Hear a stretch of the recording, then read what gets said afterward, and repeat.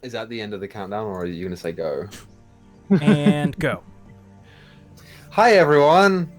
Welcome to tonight's session of DoIP, you guys. So, things are different today, as I'm sure you are aware.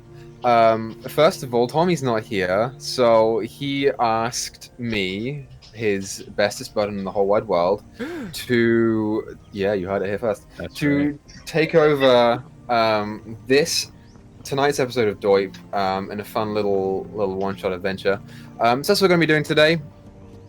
So I should go ahead and introduce our players for the evening, as I know Tommy likes to do. Grizz, why don't you say who you are and a little fact about your character? Oh, hello everybody. I'm Grizlocke, and I play Rumshoe. Those are how the voices work. Yep. That's it. Good factoid about your character, Grizz. Yep. Next up, in our band of adventurers, we have Meyore. Yes, I'm Meyore, and I play Fevrin. And a small fact about him is he sounds like this. Beautiful. Welcome to what happens every week. Beautiful. I love it. It's great. Rejoining us from Phandelver, Kem. Hi, abnormal chemist, and I play Grissa, who runs the inn that they always visit. Hell yeah, she does. Oh my god, thank you for translating my book.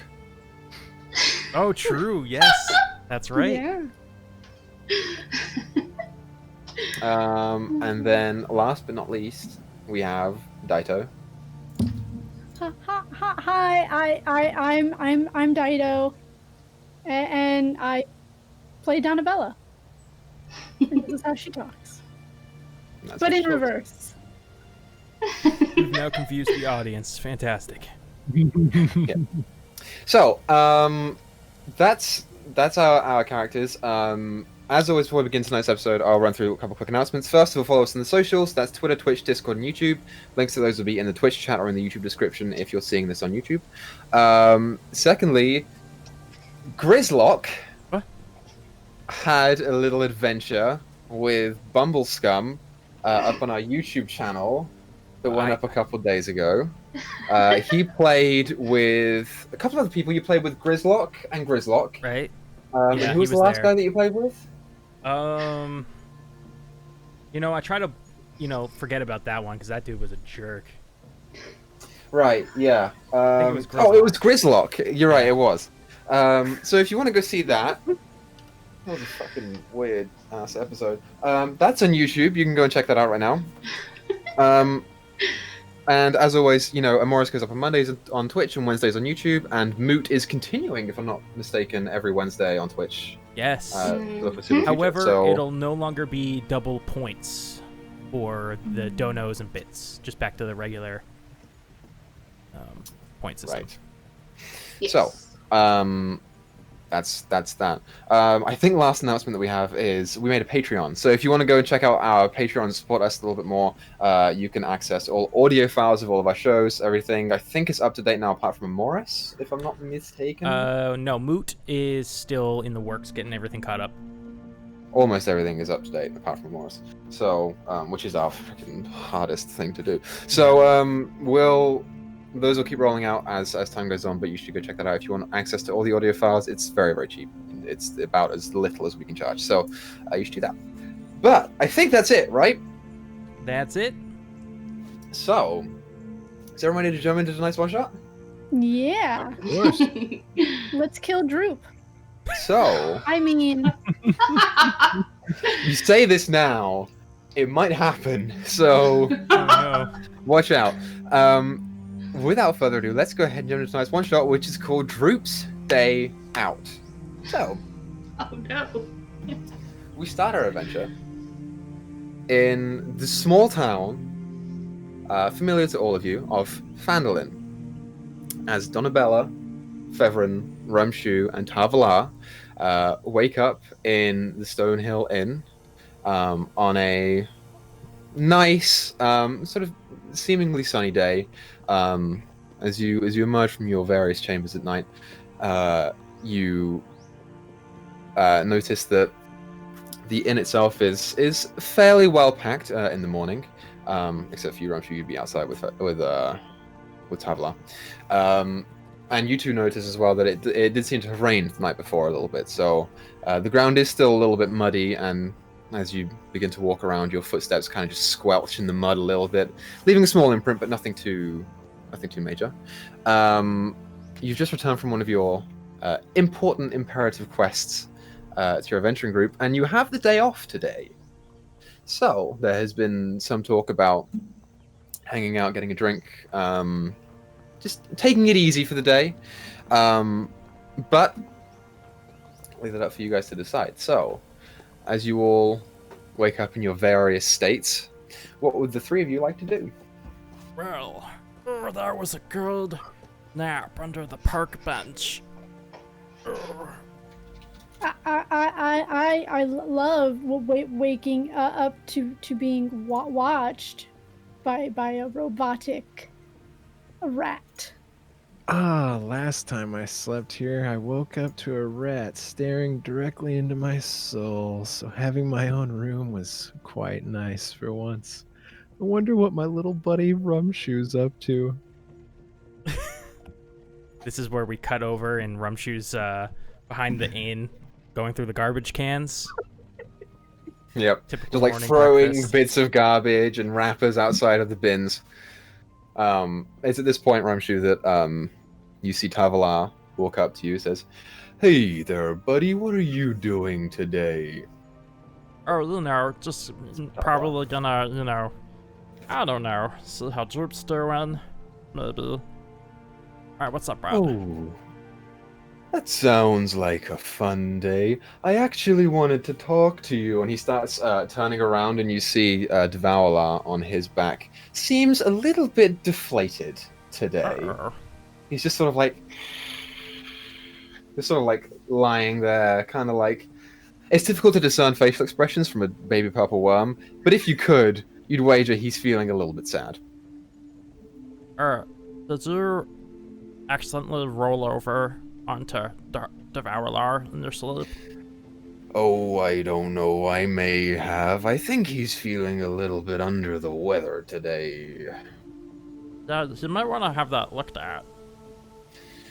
I was thinking about going into the forest and finding some berries that he likes. I don't know if you guys want to do anything, but I think I'm gonna take the day today to have some bonding time with him.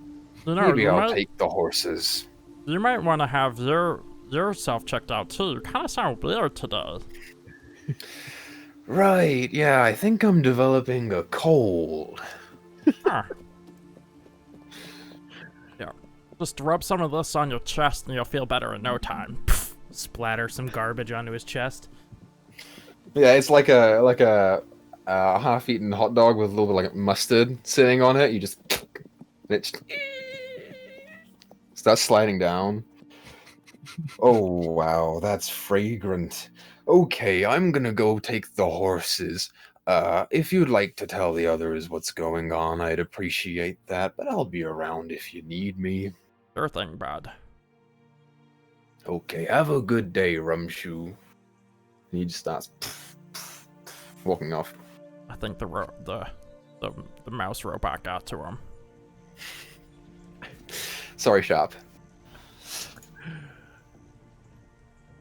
So, what are Donabella and February? What are you two doing? Well, I would honestly just go straight outside, see if I can find Rumshoe hiding under a bench or something. Make a perception check. Donabella likes to start her morning with a nice piece of cherry pie, so she's probably getting her some pie and some coffee. Sure thing. You can do that. I'd say give some money over, but it's a one shot. Who the fuck cares? 14. Yeah, you walk out and you spend like 5 minutes looking for him. He's not in his usual spot, and then you hear this like from the back of the inn, and you walk around, and he's sitting there in the garbage.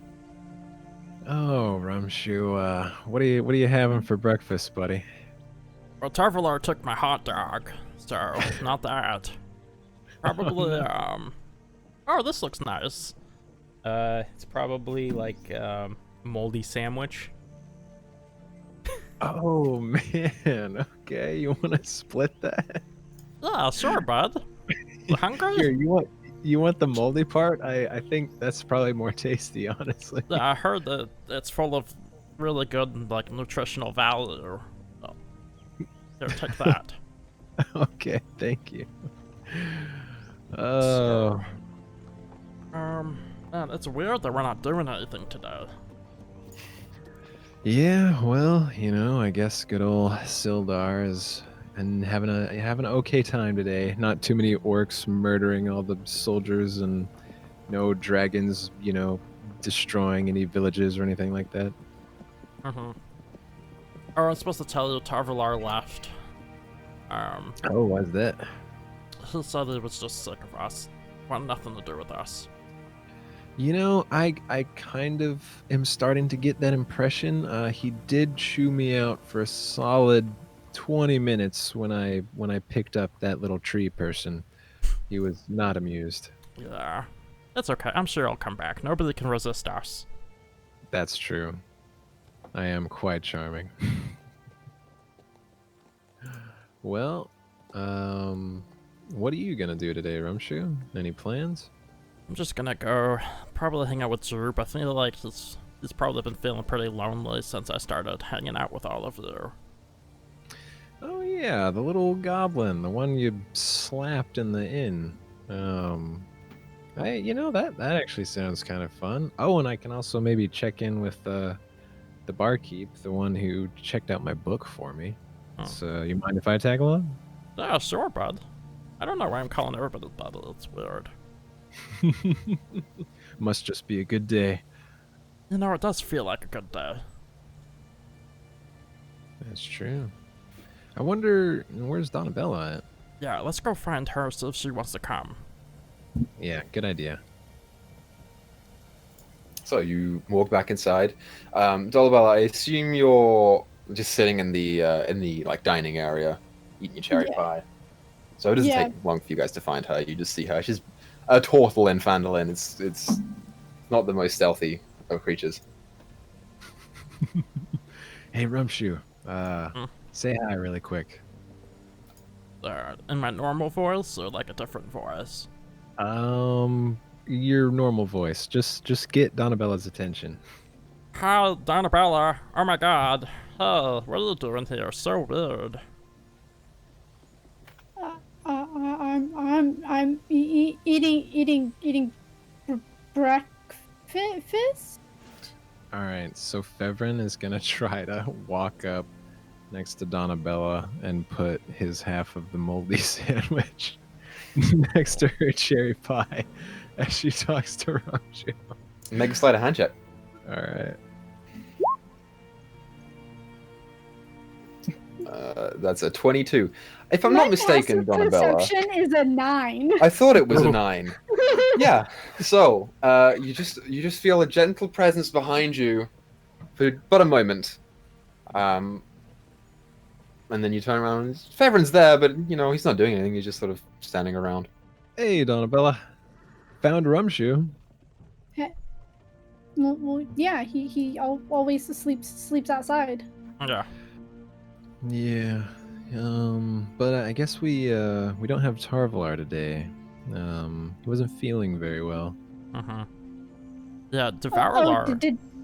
Did he finally get tired of your shit? Possibly. I haven't ruled that one out, honestly. If I had more invisible dust, I'd sneak up on him and surprise him. I'm sure that'd make him happy, honestly. Oh. He'd probably forgive me. Yeah. You keep thinking that. Donabella reaches down with her fork to take another bite of her pie. Roll a d4 for me.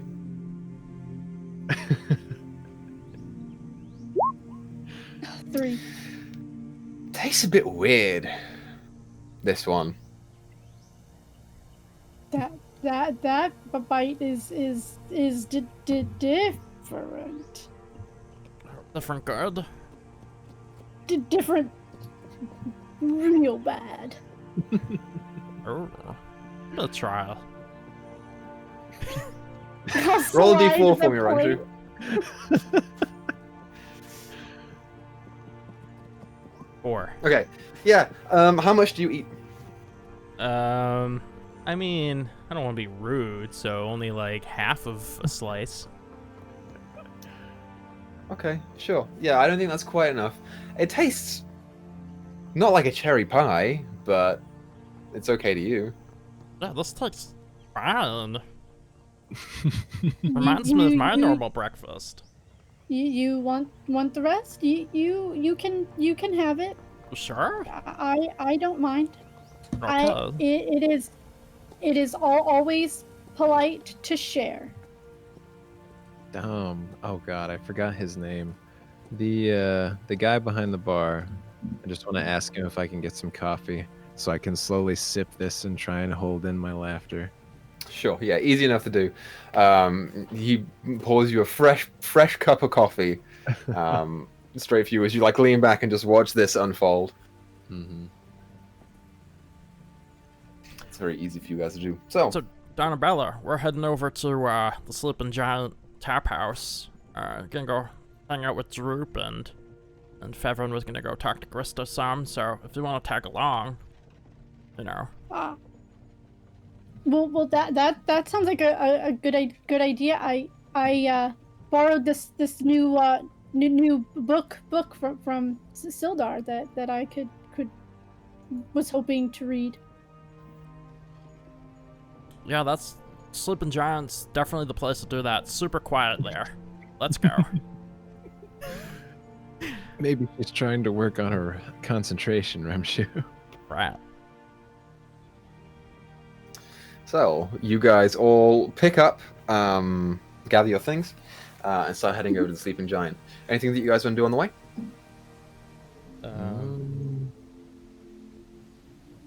Coolio. I'm all right. So you walk into the Sleeping Giant. It takes a little bit of time to get there, but not too long. You're only down the street, as it were. And I'll say at this point in time, you guys had a day off, so you probably wake up a little bit later. We'll say it's like 9:30, 10 in the morning. And as you walk in, the giant is about as full as you would expect early in the morning. A couple patrons here and there. The familiar dwarven face of Grista standing behind the bar, sort of polishing one of the wooden tankards, like getting a little bit of like grime off of it around the rim. But apart from that, not much interesting is happening right now. Well, I'm definitely not drinking an entire pitcher of ale this time. You mean you don't need another jar for your puppy? Oh, well, you see, I think it can fit in this one. Plus, I don't need any random, not remembered purchases, and half my money's gone.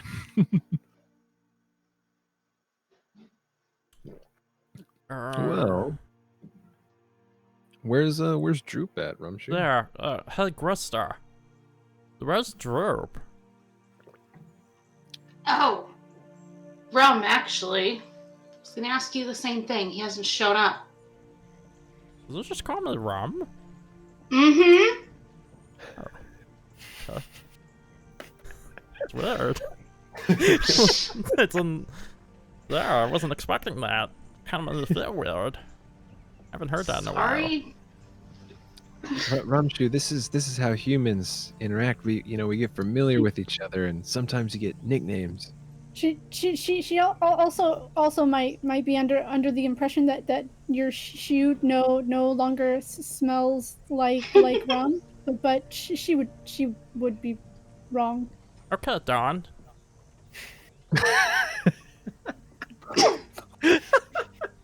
Exactly. I think you're catching on. What did I do? Something wonderful. Oh god. So, where's Dro? said, he hasn't shown up. He's Oh, not here. That's not like him. Doesn't he stay here? That's why I was going to actually ask you where he was, but since you don't know... That happens with Rumshu a lot. Yeah, that's not good. He's probably cowering somewhere, like in a, I don't know, tree or something. Specifically cowering? Yeah, it might be Or unconscious. unconscious. Oh my gosh! There one time he went unconscious in the river, and I thought it was dead. I found him like a mile away. And just floating like a log down the river? Yeah. Oh, wow. I'm glad he didn't get eaten by a bass or something. Although, Grista, what? No. I forgot. We can't eat intelligent things. No orcs or goblins for dinner, even if it's wrapped in the stomach of a trout. A nice, well-seasoned lemon trout. Yeah. Anyways, I don't know why you'd want to eat goblin. Well, I did eat that manticore I had you cook, so. I mean, first time for everything. Rumshu wants to make a soup out of me. Oh yeah.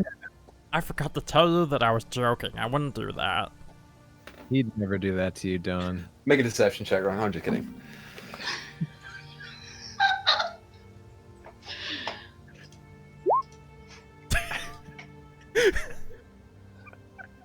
14, cool. You want to contest it? Or do you believe him? Yeah. I mean, I'll try. It's a -1, but 5. He is genuine. This little goblin has never intended to cook you in any way. Never. Doesn't even like turtles. What is a turtle? You know? There's one little bit of drool just yeah. on the ground. We should totally go find Droop before he dies. He is prone to go unconscious. I mean, well, so is Fev. Mm-hmm. I'm glad you feel that close to me, Don. But yes, I do have a tendency to pass out here and there, especially when surrounded by big, strong ogres in a basement. Or orcs, my apologies. I took those ogres down like it was nothing. But yeah, we should all find right. you a fun little guy. Hey, Grizz, we're down 1 today, so if you could maybe tag along. Our buddy Tar is gone. Yeah, I'm not gonna let the little guy pass out somewhere on his own, I guess. Also, rum. I think it would actually be Gris. No, it's definitely Grill. I have to agree with Rum. Okay. I think it's the 3 little things in the beginning. What are those called? Anyways. Letters. Letters. Oh yeah, you are learning to read, aren't you, buddy? Yeah. I don't really care too much. Okay. I'm sure your teacher's very enthused about that. We should probably start our search in the kitchen. You might have accidentally boiled him alive if you cooked anything. Sometimes he sleeps in the pots because it feels safe. Go for it, Rum.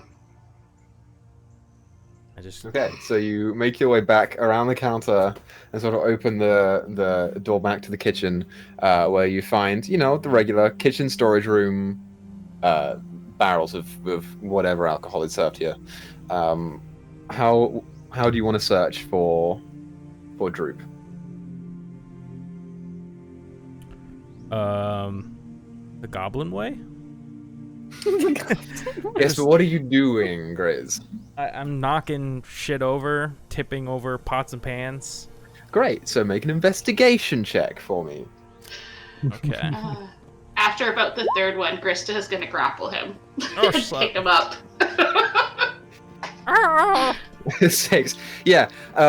So, Krista, you're like, all right, go for it. You see Rumshu stroll on in to the kitchen, open up the door, and it.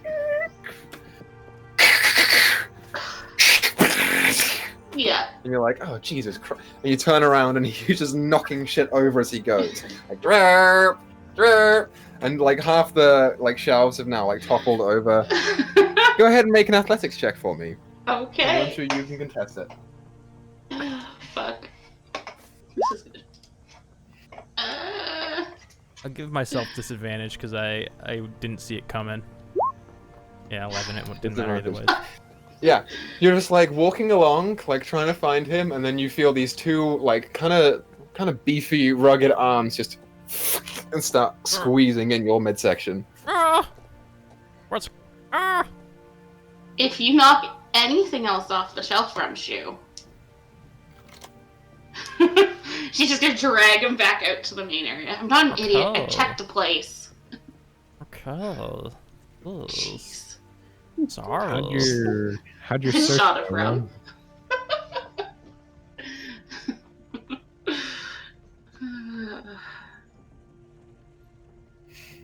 We see on the mid section of the tavern, there are like 3 guys there. They're just like looking over past the counter at the clatter that has just come out, and then Grista pulling around Rumshu in like this weird headlock that he's, Rumshu's smaller, so he's kind of like lifted up and just throwing him down. What, you never seen a dwarf and a goblin throwdown before? Move along. Those random patrons in there. Rum, do you have any idea where Drew might go? Make a history check. Okay. Either I'll give you history or intelligence. They're both the same. 13. 13? Okay, yeah. You brought Droop into Phandalin, showed him around a little bit. He tends not to leave the sleeping giant, so he'd probably be in or around the proximity of the tavern. And if failing that, he's unconscious somewhere out there. You just gotta find him by looking around. Mm-hmm. So, But if he's not in the kitchen, he's probably somewhere nearby, probably. this is really weird that he's not here, so he couldn't have gotten far knowing him. I mean, the second he stepped outside and saw a squirrel, he just fainted, so... Maybe he's in the garbage outside. Carl Bill, has he had breakfast yet? A bush. He didn't turn up for breakfast. So you know much, Krista. Hasn't been here at all. Hence, the what the hell. Well, I guess we should probably find out. Don't want him cowering in some dumpster all day. We don't want a squirrel to eat him. Although I would love to see that battle. Squirrel versus Droop. So you guys want to go check out the dumpster? Yeah. And I guess those nearby bushes. Okay, sure. But I'm walking very close to Fevrin. Like, my arm is brushing his arm. Okay, interesting. Hey, Dom. So, Hey, Fev. You know, I'm always glad to have my shield next to me. Hopefully, we don't run into any danger finding Drew. I mean, you all also go unconscious a lot. And I'm glad to have the muscle here to prevent that. Yeah, don't worry, Fev. I got your back. Thanks, I got your front. Oh, perfect. I'm in a monster sandwich. Oh. Oh, excuse me. Humanoid sandwich. Better. All right. As we look outside, you see any like footsteps or anything? Tracks, whatever the word is. You can make either a perception or survival check. Ooh. Nice. Ooh, Okay. Can I look over him as he does that? Sure. Hey. Awesome. 20. Yeah, 20's good. So you guys walk around the sleeping giant, out the front door and then around to the backside of it. And as you do so, you are greeted to a sight that is a little bit uncommon for what you're normally seeing. The trash can that is outside the sleeping giant is tipped over, and there is trash sprawled out along the sort of patchwork garden that they have at the back here. You also, as you look down to the ground and sort of like, particularly with you, Rumshu, sniff the mud, take up a little bit with your finger and taste it. Tastes like mud. You do, after a brief bit of searching, manage to discover a couple different interesting looking footprints. One of them you instantly recognize to be very similar to your own. Another one you wager to be kind of like small, maybe like that big, sort of like round-ish, with one central pad on the bottom and 3 at the top. As well as 2 or 3 other sets of what appear to be humanoid footprints that all seem to like sort of jumble around a little bit and sort of go in circles before the smaller one seems to just disappear when it intersects with the goblinoid one, and that seems to go off in one of the directions. The other thing that you notice, that you see not right next to you, but like a little ways off, maybe 60 or so feet, you see 2 figures. Appears to be a human man, with maybe like a halfling or a child next to him, as well as a very large, like almost what kind of breed of dog was Marmaduke? It wasn't Great Dane. He was something else. You know those like big tough ones with the pointy ears? Oh, I almost want to say a pincer. That's not what it's called. It's a Doberman? Doberman, that's it. That appear to be the Doberman's on a lead, and they appear to be just like looking around. He was Great Dane. Ooh, that's close. And the dog's nose is to the ground, and he's sniffing around.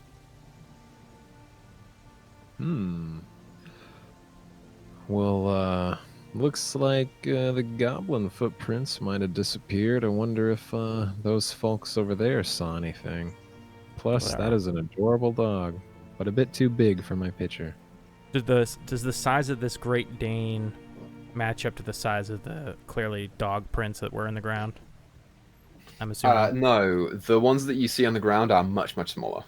Okay. It's probably a raccoon, Rumshu. They like trash cans. Well, it was probably that squirrel we were talking about. Oh, possibly. But it really freaked him out. Okay. Maybe the dog freaked him out. That's true. Though I think he kind of does have some like PTSD because back when we lived in that cave, well, Clark, he had 3 big wolves. That was pretty scary. So, yeah, let's go talk to that guy over there. Okay. The way that you see them, they don't seem to have caught on to the tracks at all. They're just sort of off to the side, maybe like 70 feet away from where you imagine the tracks go. But they're sniffing around, so you can walk up to them if you like. Well, hello there. You happen to see a goblin get kidnapped by some people and possibly a small raccoon? As you get closer to them, Fevrin, it's difficult to make out from where you were, but you start to see it appears to be a man, humanoid, kind of tall but a little bit lithe, with a big, bushy, like black beard that comes all the way down, sort of reminiscent of like dwarves. Who was holding the dog, that is a dog, on the lead. Standing next to him appears to be a little girl, maybe like 8 or 9, holding what appears to be like a wooden and wire cage. And as you introduce yourselves to them, you see the guy turn around. Oh, hello. I'm sorry, I am looking for something. What did you say? Oh, well, we have a little friend who it looks like you may have gone missing back there. And just wondering if you saw anything. Oh, you have seen my daughter's rabbit? And you see the little girl turn around. She's got similar hairstyle as he does, and as she turns around, you see the front of the cage has sort of been like gnawed on, and there's a little hole coming out of the wire. Oh no. No, I haven't seen your rabbit. And I just wanna lean back to Rumshoe and whisper, "Oh, thank God Devalar's not here. Rabbit would be toast." I have a question. Mm-hmm. Does Krista have someone to run the place while she's gone, or did she have to like shut it down to follow the group? You don't have anyone immediately since Droop is not there. Yeah. You don't know how long this will take. So now that you see the tracks, it is up to you whether you want to go back in, shut it down, or not. Okay. Okay. She will in a second, but first she's gonna look at Rumshoe. And those little tracks, they don't happen to be rabbit tracks, do they? Do Make they a happen nature check, to be? Rumshoe. Okay. I have advantage on this with my. Sure. Yeah, you're proficient in forest. This is probably a doesn't forest matter. creature. 20. Yeah, they seem to pretty accurately fit the description of a rabbit. That is what it was. Yeah, definitely a rabbit. Why Did he chase it, or did it chase him? Oh no, I can't see Droop chasing anything. So. All right, and Grista's gonna go shut down the giant. Okay, yeah. So you dip out for 10-20 minutes. It's not difficult for you to do. There's like 3 patrons in there. It's early in the morning. It won't affect your business very much at all. Okay. First, sir. Come here. Make a persuasion check with disadvantage, Rumshoe. Trust me on this one. Disadvantage is poorly. 11? Yeah. You see the guy turn to you, Fevrin. I did not realize you were friends with goblins. Is this one your pet, and does he bite? Yes, and only sometimes. Oh, When he's a little irritated.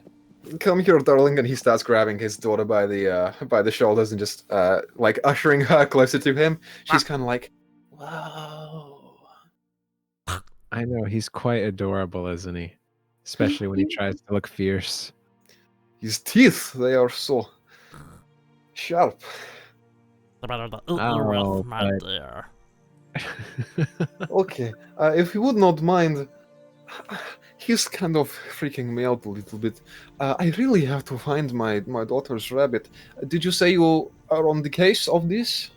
Well, honestly, that dog would help. Is it a tracker? Can it follow a scent? I'm trying to train him to do so. He's not quite so experienced in it yet. He's just young. But I don't know if I should really give him up to... he sort of beckons over to Rumshoe, who's like... I'm worried that he will eat him or something. Are Well, you new in sir. town? Yes, we just got here in this morning. Okay.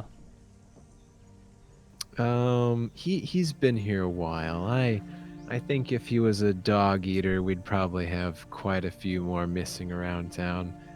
But do you know which direction? There this- aren't any puppies around. Yeah, I have not seen a Remember? single dog since I have been here this morning. Are you sure Oh that it was not him? God, Rumshoe. We're back to Rumshoe now. Everyone just like turns to Ramshu. What? What am I? What's the question? You see the little girl sort of like lean a little bit closer. Do you eat dogs? No, I just eat little girls. Cool. Chop them up, put them in a stew. Come here, sweetie, please get behind me. Don't take it personally. He wants to put me in a stew too. Why are you traveling around with this creature who clearly wants to eat everyone and everything that he comes into contact with? Well, you know how you sometimes have a very violent dog or perhaps a scary-looking friend. It sometimes helps keep things away, except for very large things. And I am bigger than him. I could just put him in my shell. That's true. He does ride her every once in a while. It's pretty adorable. It's like, you know, a little child riding, you know, their father's shoulders. Only it's a turtle and a scary little goblin. Make a persuasion check with disadvantage, Fevron. Since Rumshu is not helping you at all. Natural one. Great. Yeah, he's getting visibly kind of like disturbed by this whole ordeal. And he's like, right, okay. You have been wonderful to talk to. I must go find my daughter's rabbit though, so please. Oh, my stomach, it's growling. Oh, guys, I'm getting kind of hungry. We should go find that rabbit. But you ate half of my pie for breakfast. But pie has no meat in it. Okay, you, and he points to you, Donabella and Fevrin, and says, please, if you find my rabbit, bring it back. He's small and white, and very, very innocent, little quick and speedy, but otherwise no harm to anyone. If you find him, please keep him away from this creature. If you bring him back here, I will offer you some sort of reward, I'm sure. Does it have a name? The little girl says, yeah, his name's Fluffy. Oh, that's adorable and very original.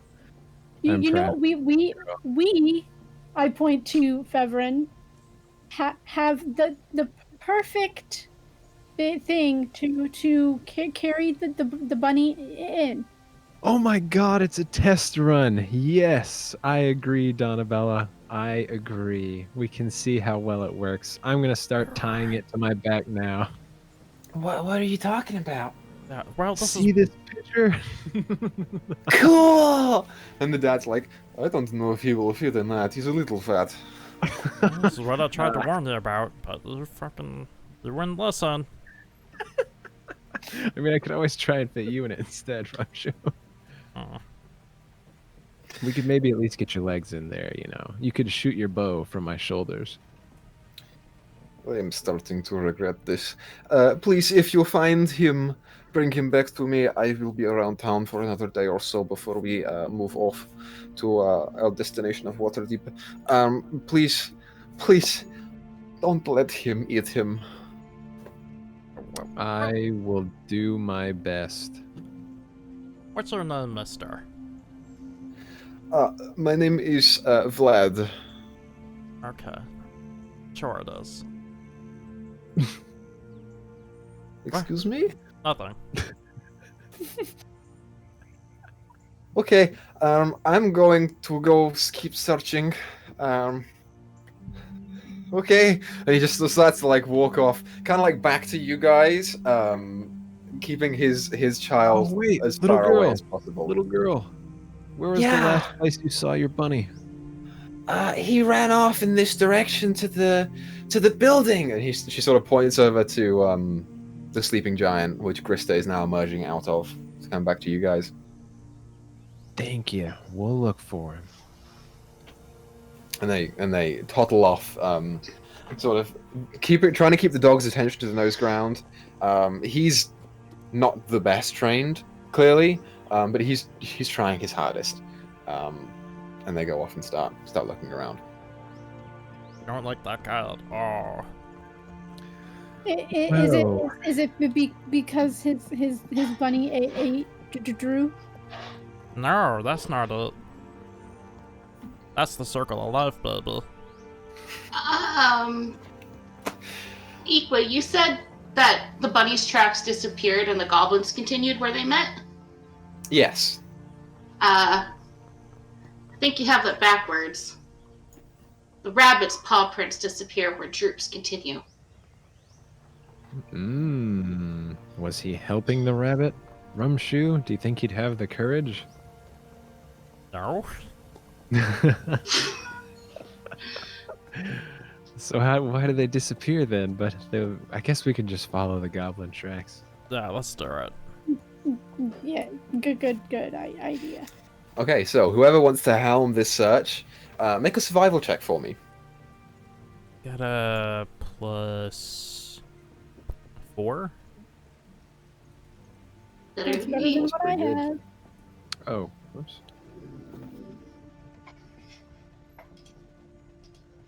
Yeah, mine ain't great. All right, I'll do it.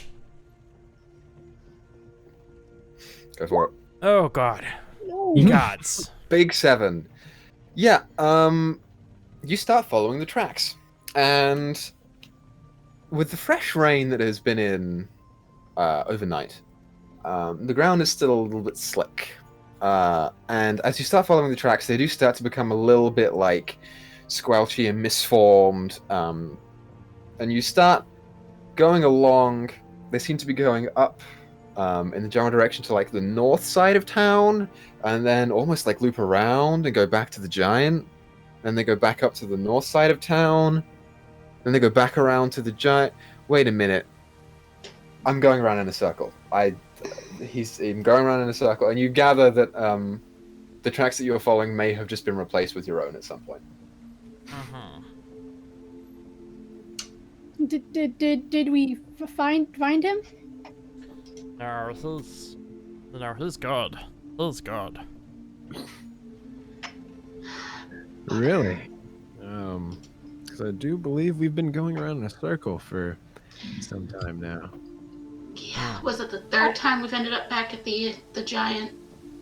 I didn't want to make Rum feel bad. No, that is pretty kind of you, Don. So, Where do we... I guess I can try and take a crack at it, maybe. yeah. Although it's going to be kind of hard to distinguish from your circle tracks now, but Well, can't do any worse. the other idea is, if we think about it, where would he go? A cave. The Because he wood- is a cave goblin, is he not? No, this is not a cave goblin. But we could be up at the manor up on the hill, because that's where we used to live. Or sometime, for a little bit. Well, That's as good a place to look as any, I guess. sounds like a plan. Yeah, gonna be a lot of military there, because that's, I guess that's where they're doing the staging area, for, and where the barracks are, temporary barracks. So, where are you guys going? For Sendar Manor. Okay, so you begin making your way up to the Tresendar Manor. And as you do so, it is a nice little walk. The sun starts to shine a little bit more as the day goes on. And you are greeted to warm rays on your face and bodies. As the like low moisture that still rests in the ground starts to dissipate. It's a nice little walk, and eventually you find your way back up there into the familiar to particularly Urumshu, sort of newly conceived barracks that are there. You see there is a guard standing outside, sort of spear in one hand, shield in the other. Looks to be a little bit younger, maybe not quite experienced in this field. And as you start walking up, he's like, "Ah!" Puts the shield down, or puts the spear down over the shield and starts pointing it to you. What do you want? We don't want anything. We're just looking for our friend. Did you happen to see somebody who looked like me come here? I see no goblins around here. You've been working with those orcs? Are you new here? How many times I'm gonna ask this today? He is with us, and last I checked, we were only almost where people, not where. Also, as you mentioned, Dawn here and the little goblins, the thing that freaks you out. I mean, this right here, that's fearsome. At the mention of were people, and also at Fevron pointing out the possible aggression or monster-like nature of Donabella, he starts backing up into the barracks. Like, you guys, I need help here. No wonder we've been having to go out and kill all the orcs. These guys are completely useless. You know, that makes sense, honestly, Rumshoe. You hear footsteps from the inside as a figure comes out. Looks to be a little bit older, perhaps a little bit battle-worn, male, human. You see the familiar face of Sildar coming out. And he's like, "Oh, God. David, stand down." And he's like, "But there's a goblin and a thing." "You're fine. Just leave him. Go inside, get a cup of coffee." And he's like, Did you hear what they just called you, Shard? They called you a thing. Shard like looks to you and looks back to the barracks where the guy just dipped in. He like starts readying for an attack. Starts raising his hands. So that's like, okay, that won't be necessary. You can call him off. So, what are you guys doing here? That guy from Waterdeep or Neverwinter? Oh, that guy? Yeah, he's from Waterdeep. Okay. He's not new. He's been here for like a week. I'm like a celebrity in this place. What the heck? Does he not know who I am? Yeah, I didn't get around to mentioning him. He doesn't get out much. So, how can I help you? We're looking for Droop. Go ahead, Fevron. Oh, well, you know Rumshoe's pal, Droop. He's gone missing, and also a little bunny named Fluffy, from Vlad's daughter. If you run into him at all, although he did just get in today, so maybe not. Yeah, I don't know about him. I haven't seen him around town yet. I've been here most of the day, but Barthen said that he saw Droop not long ago. Apparently made a mess of his store. If you want to go check with him, that might be a good idea. Barthen is my man. Let's go check it out. Thanks, Sildar. Sorry for almost giving you the manticore steak. No, it's it's fine. Okay.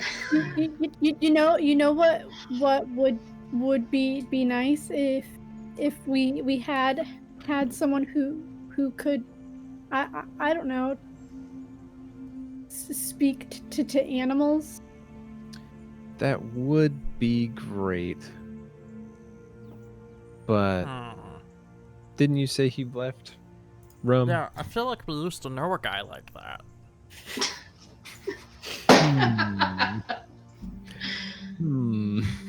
So I mean, I can try to talk ago.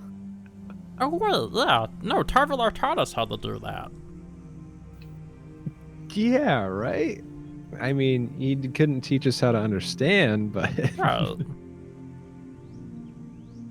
And, you know, if anything goes wrong, it's obviously just the animals didn't want to listen to us, not that they didn't know what we were saying. Yeah, all you gotta do is believe. Yeah. If you believe you can do it. All right. We find that rabbit, we'll get it to show us the way to Drew. Right after we visit Barthen. Maybe you can look get an update on your puppy from Neverwinter. He did say that it would be coming. Although he couldn't teleport it. He didn't have Barthen's Express set up yet. I was willing to pay extra.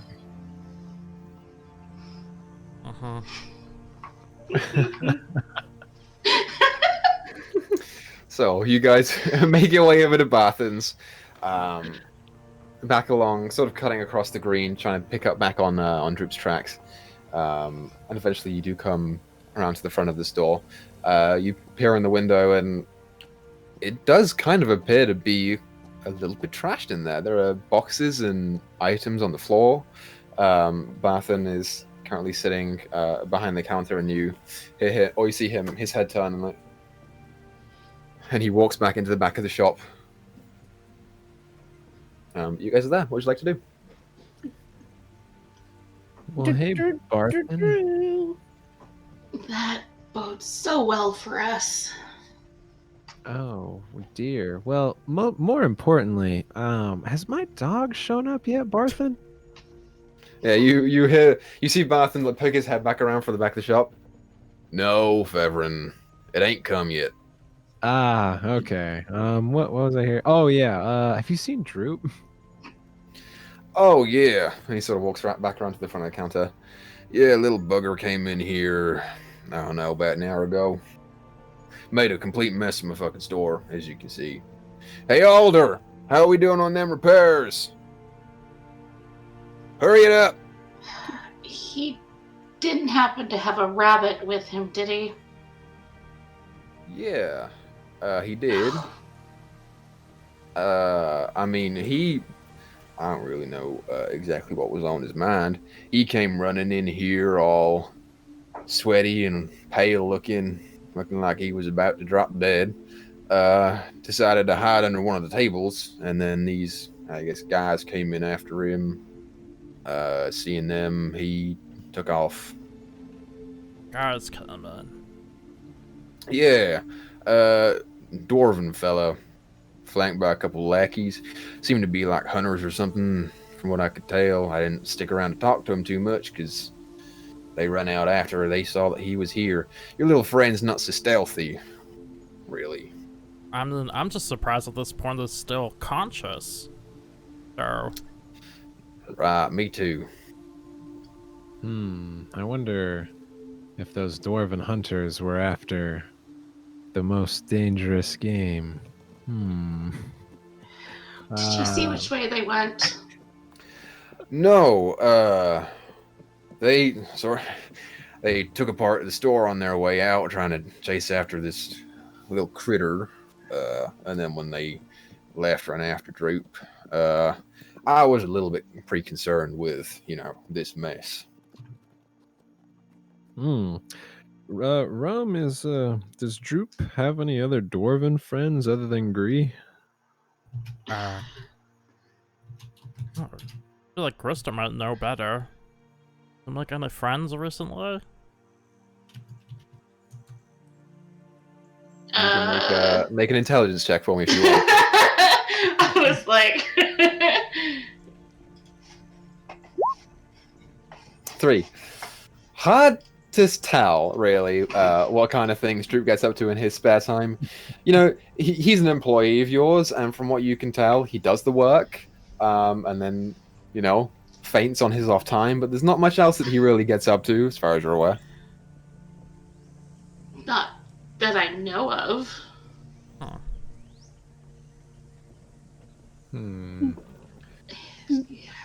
Well, Maybe we can ask across the road at the smithy. Maybe they saw which way they went.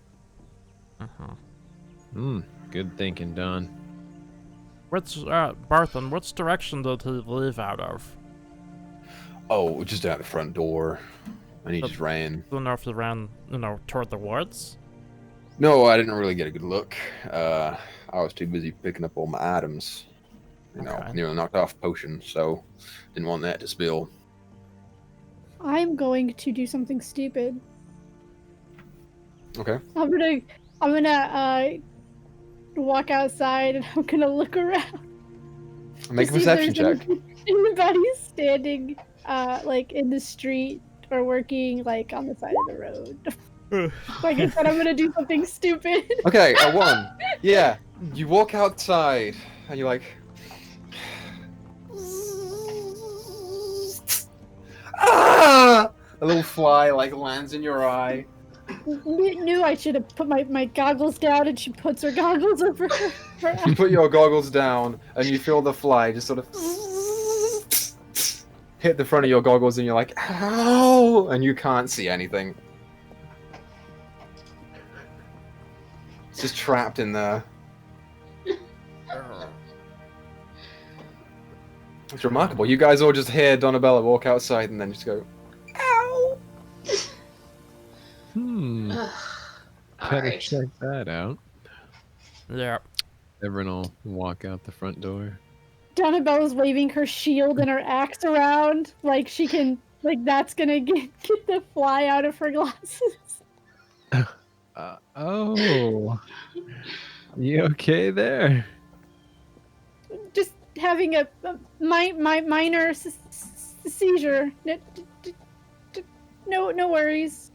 Okay, well, don't take anyone's head off with that axe. Or your own, I guess, if you're trying to swat something. I'll actually, take my glasses, my goggles, and kind of shake them to get the fly out. Okay. Make a strength or dex check, your choice. I'm gonna poke her eye out, I'm calling it. 7. Yeah, you start shaking viciously and you feel the strap at the back start to strain a little bit. Hasn't broken yet, but that fly is just not leaving. Here, my here, glasses here, are Don, fine. I got this. I got this. I'll get it for you. Just let me I'll lift the goggles and I'll get it. Don't worry about it. Go ahead and make a strength or a dex check, Fevrin. Okay. Kind of in my head, Reverend's going for like a slap or a finger poke. Dexterity. 14. Okay, yeah. It's not as cool as you imagine. As she's like holding the goggles there, you're like... You very nearly just smack her right on the side of the head, but just pull back in time as the fly starts to drift down and you almost trying to catch it there, but instead you just hit it and you feel it. Ooh, Off to the that's side. what I'm talking about. Fev, you're a lifesaver. I could almost kiss you. It's okay. Rum, how are you doing? Cuss. Just I'll just try and pick up rum shit. We should probably head to the blacksmith, like you said. Oh yeah, that is a good idea. So you start heading over to the blacksmith. You see him there in the forge. It's a familiar, I think he's dwarven, right? Mm-hmm. Dwarven guy, sort of hammering away on an anvil at some preheated bit of like metal that's currently being curved over. You wager probably into some form of armor repair. And he sort of sees you come in. Ah, little goblin, I have been meaning to see you. Oh, about what? Where is your friend? Where is my friend? I don't know, that's why we came here. We're gonna ask you where my friend was. Oh, I am a little bit worried about him. I was in the back of store and I hear commotion coming from front of room. And by the time I come out, I see little goblin running away from group of people out front of store. They appear to be hurt in some way, and he's grabbing sword and dragging sword behind him. Very unlike your little goblin friend. The people chasing him were hurt. Yes, clutching neck. Looked like maybe bite mark, I don't know. Okay, what is going on? Do you think the rabbit could have given Droop rabies? What if Droop is a weregoblin like you almost were? A were-rabbit. None of this is adding up. Grista, has your protege been acting strangely these past few days? No more than usual, I think. This is quite conundrum. Do you have a relative named Vlad? No. Oh, okay, just curious. No, I have relatives named Drad and Tad, but no Vlad, not in my family. Vlad, okay. Yeah, Vlad's a fake name. I think Vlad is fairly common. No. You see I which think way so. he ran? Oh, he appeared to go into center of town. I assumed that eventually some like Sildar would catch up to him or something. If he's in the thoroughfare, but I have not seen Sildar all day today. He's at barracks. He's not going to be in town today. He sent us this way. Well, it appears that I am your lead in this case, detectives. Did you see which way he went after he left? Seems to just go south of town. It's difficult for me to say. I came out and poked my head out, but by the time I did, they were already running. I don't think they were here for long.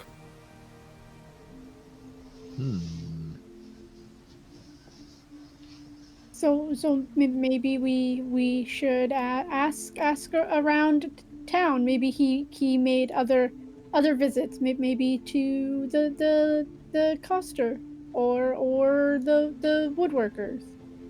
Oh yeah, I like that woodworker. Hopefully he ran into him. That's crazy. I don't know why you like that guy. He's just full of energy. You can never trust a gnome, Fevrin. What have I told you?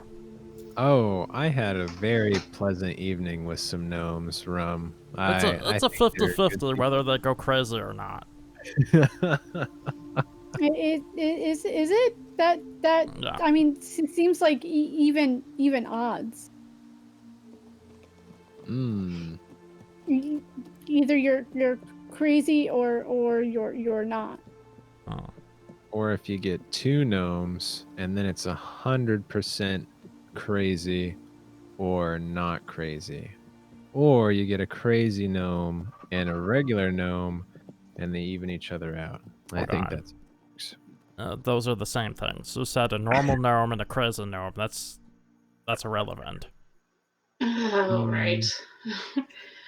Now that we have a direction and that, is there footprints we can follow this time that are more legible, or they would just destroyed at this point?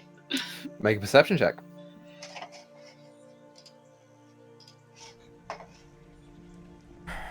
Oh boy. Starting to get Oh! worried. Natural 20. Ooh. Yeah, as you scan the road ahead, you do get the sense that there are some vague footprints.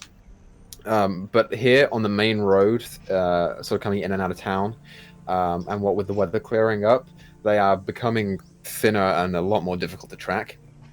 You wager if you had a really good check, possibly you could do it. But it's it's difficult.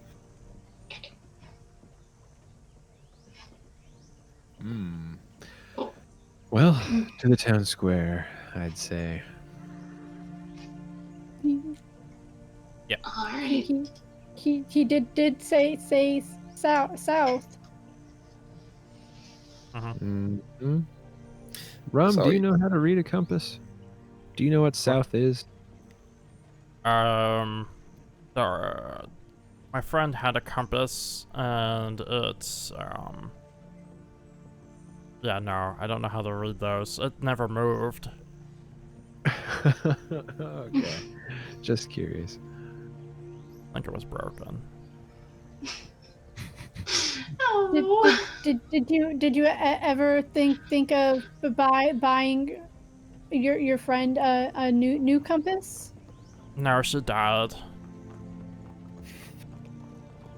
You still could have bought her a new one before she died. The problem is, I didn't really realize she was my friend until, like, after she died, pretty much. Well, but even then, Rumshear, she could have used the compass in her second life. I think that's what she would be on, right? Or that Tarvalar's thing, huh?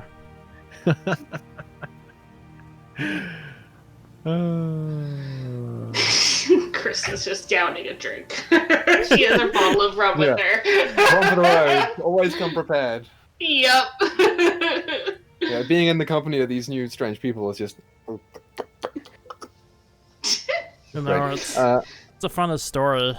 The first time I met her, we were in a jail cell together. Well, that wasn't the first time. The first time she threatened to kill me, and then we were in a jail cell, and then I tried to kill her, and then, yeah, then we became friends. I think.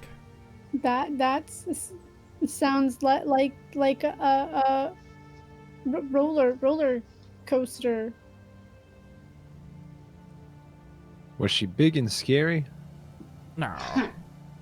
Was she malicious and mean? No, I wouldn't say so. Did she have a sneer that could curdle the dairy? Yeah, that one sounds right.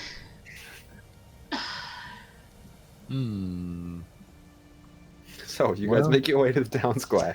Yeah. More drinking. Is anyone attempting to track the footprints?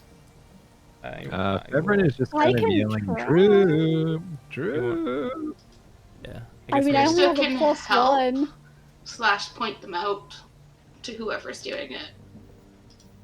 Yeah, let's give Rumshoe advantage to follow Okay. this footprint. Survival? Is that what we said? It is survival.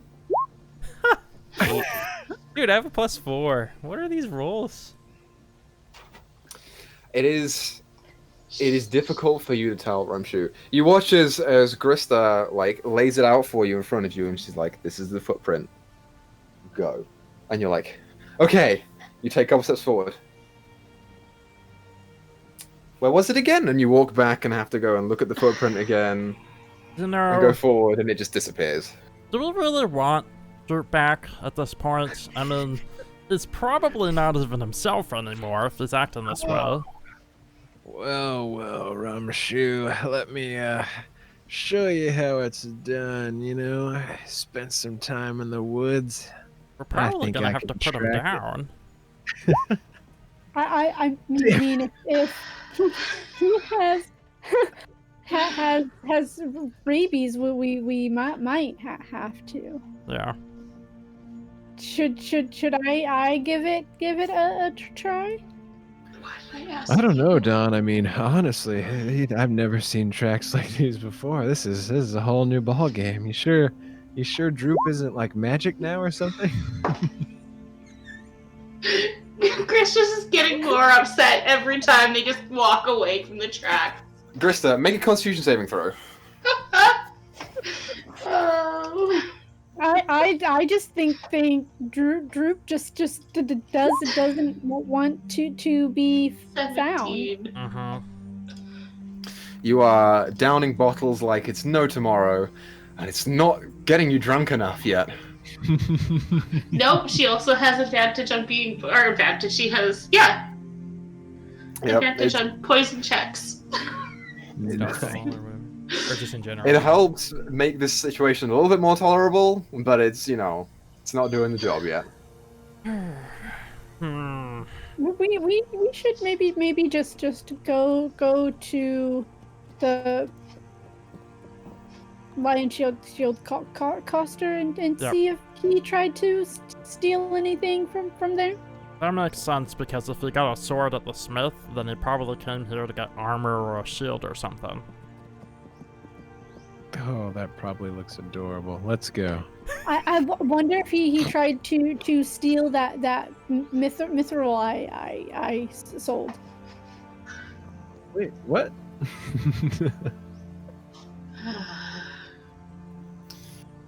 So, as you begin walking to the Lion Shield Costa, you get most of the way there.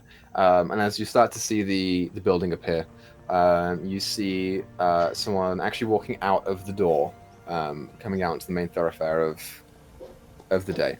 Appears to be a woman, young, with kind of vibrant hair. And as she looks over to you guys and sees you, "Oh my god, hi! Rumshu, you look so good, so cute! Oh my god! I haven't seen you in forever!" Slide. Donabella just retreats into her shell.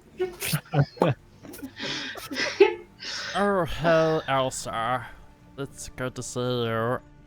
Hi, how are you? Yeah, no, we don't really got time for this. Droop is missing. We think there's people out to get him. Oh no, that's so sad. I hope he's okay. Yeah. So, what are you guys doing? We're looking for Droop. I just said that. Right. Sorry, I forgot. I think I heard the woodworker talking about that. If you want to go talk to him. Thanks, Elsa. Okay. You guys should come around more often. I haven't seen you in like forever. Yeah, well, weren't you up in Neverwinter? When did you get back? I'm here visiting friends. Okay. You hear out of the shell. You have friends. Of course I have friends, silly. So like gives you the evils in the middle of it, and resumes the smile. Let it go, Don. Let it go. All right, gnome time. Everyone's gonna run towards the gnome. Okay, bye. You just go. We're just gonna hit every NPC. It safe to come out now? Yes. Come back out of my shell. It would have been more fun to push you like that. I'm kind of heavy. Yeah. Okay. I mean, you know, what we can do with the Jebiot one time is maybe I can go inside my shell. We can tie me to the back of the Jebiot, and you can ride on my shell as we run down the trail. Oh, we can call it turtling on the ocean of grass. Yeah, we can turtle. Equal. Turning around, like, I want to look at Elsa again before she gets too far. Okay. See if I can see through any sort of illusion. Okay. Like, I want to see if it's actually her.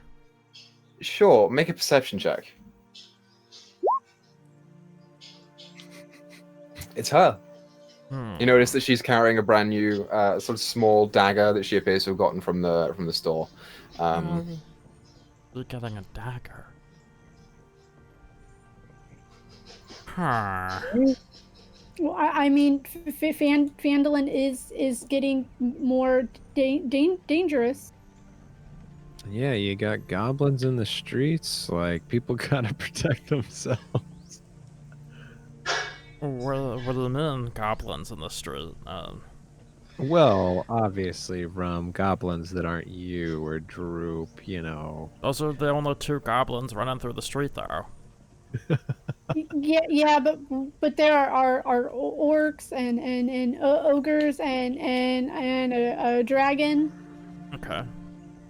Yeah, if you have a dagger going against a dragon, you're pretty much screwed. So, you know, let's take a pit stop and go in here. Okay. Where are you going into?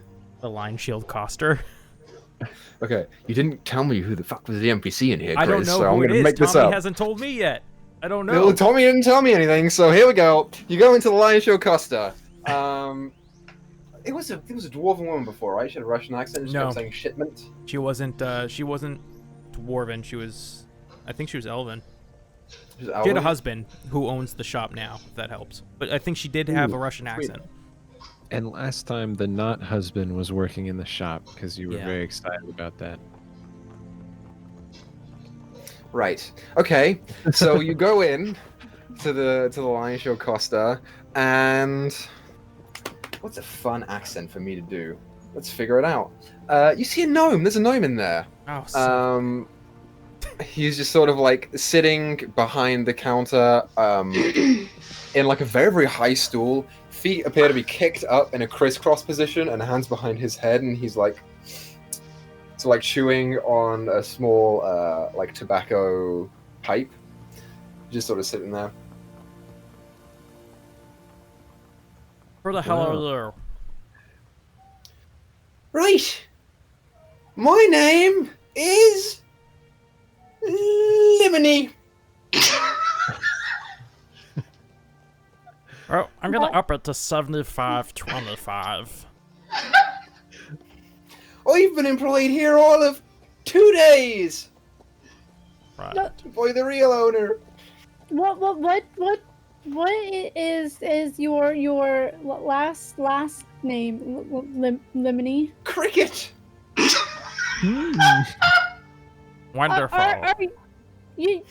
There was a lemony cricket that wrote some books that I read as a young turtle. Right, you must be thinking of my pa, Limony Cricket the First.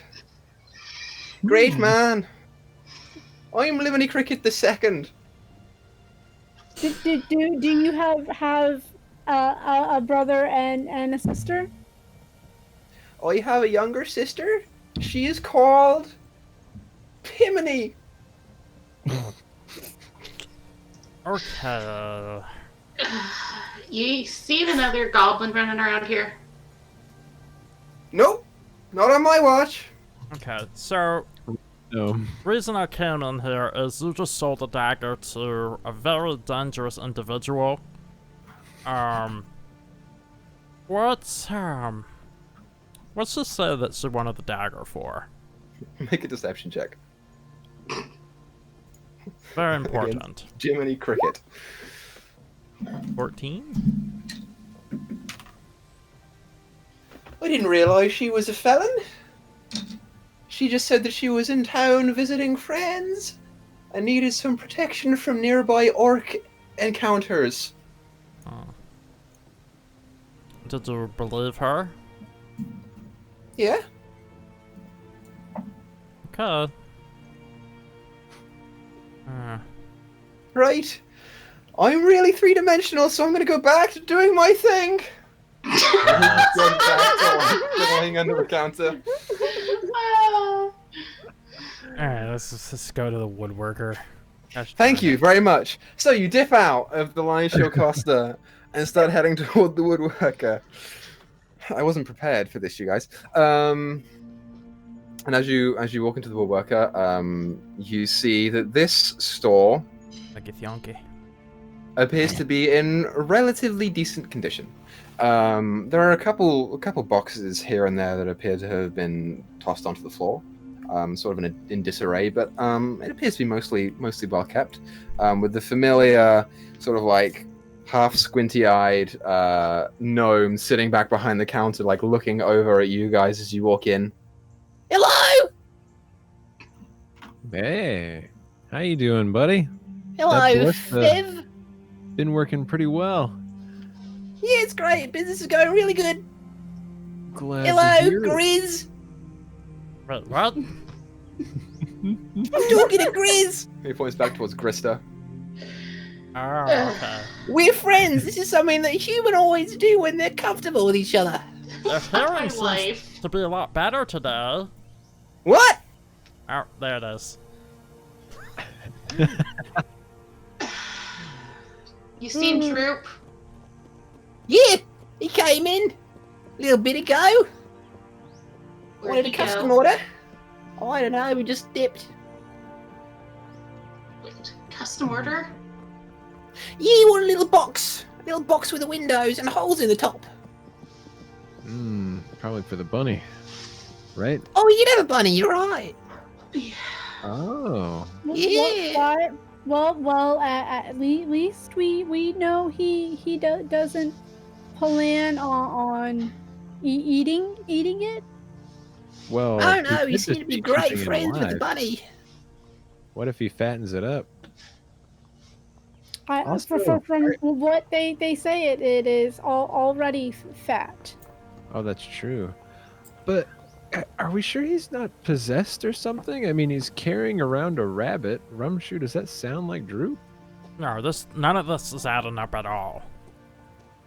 Well, which way did he run, Mr. Woodworker? No, I don't know. He ran out somewhere. He was a lot nicer than his other friends. Yeah, about them. What, They were mean. yeah, how so? What'd they do? They yelled at me. What'd they say? I'm a sensitive soul. It's a good chance They they were said yelling they because were looking for Droop. Okay. Did they give you any hints as to where they were gonna look next or anything?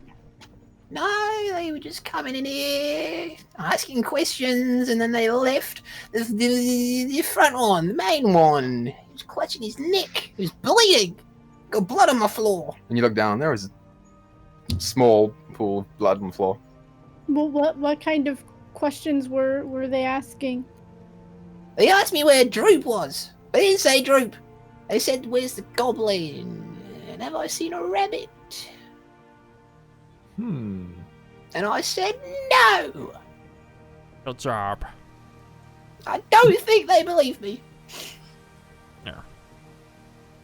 Well, I just want to see if I can, see if this blood leads anywhere, if it's just a singular little pool. Make a survival check. All right. Hey, but before I came to Phandalin, I did some reading and didn't Phandalin have a problem with the doppelgangers not too long ago? Ugh. Yep. No, I don't think he was that. I mean, if Droop is afraid of his. Oh, No. No, he said he was going back to the hideout. I doubt. Yeah. That's where The we were hideout. earlier. What the hell? What? Did Droop ever mention a hideout around Grista? Make an intelligence check, and Rumshu, you can do the same. I mean, as far as I know, we're just talking about the Red Brand hideout, which is where we started our search. 19. 13. 18, 13. Yeah, it would have been a high DC for you, Grista, so I think you both would make this out. Particularly with your Rumshu, there have been a number of hideouts that you and Droop have had over the years. You've checked where the Red Brands were. You checked Trisandar Manor. You checked Sleeping Giant. The only one that's left that you could be thinking about is perhaps the Cragmore hideout off the Tribal Trail. And you get the same thing, Grista. Oh. He wanted to keep it safe. Odd question. Did the bite mark look like it came from a rabbit or from a goblin? Oh, I don't know. He was kind of big. Kind of Alright. wide. Just thought I'd check. maybe it came from a rat person. What? Would explain a lot.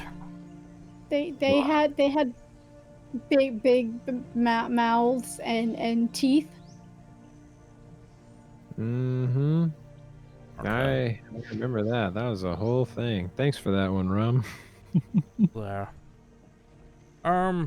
We should probably go find him if he's heading out in the woods alone. He's probably not gonna make it.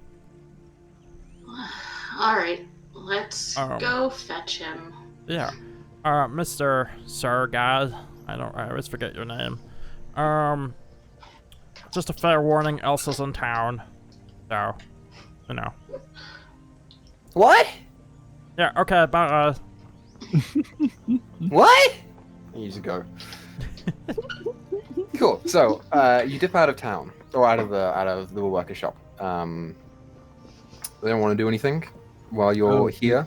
Did the blood go anywhere, or was it just the one puddle? I made your survivor check. You got a 14. It does appear to go. Well, you notice now that the rum shoot seemingly didn't. It does seem to go back towards the direction of the smithy. Back into the north of town, which would coincide with the tribal trail. Well, things are starting to line up, fellas. Equa, from earlier when Tarvalar was talking to me, he said something about the horses. Did he say he was taking all the horses? We have like 3 or something. My valiant steed, asshole. He took a horse. Okay. We should stop, grab the Jubby, that way we might be able to catch up in time. Good thinking. Yeah. Plus, I probably a really part want to shoot the ballista. I did do too. Ooh, that'd be awesome. Yeah, let's do it. All right.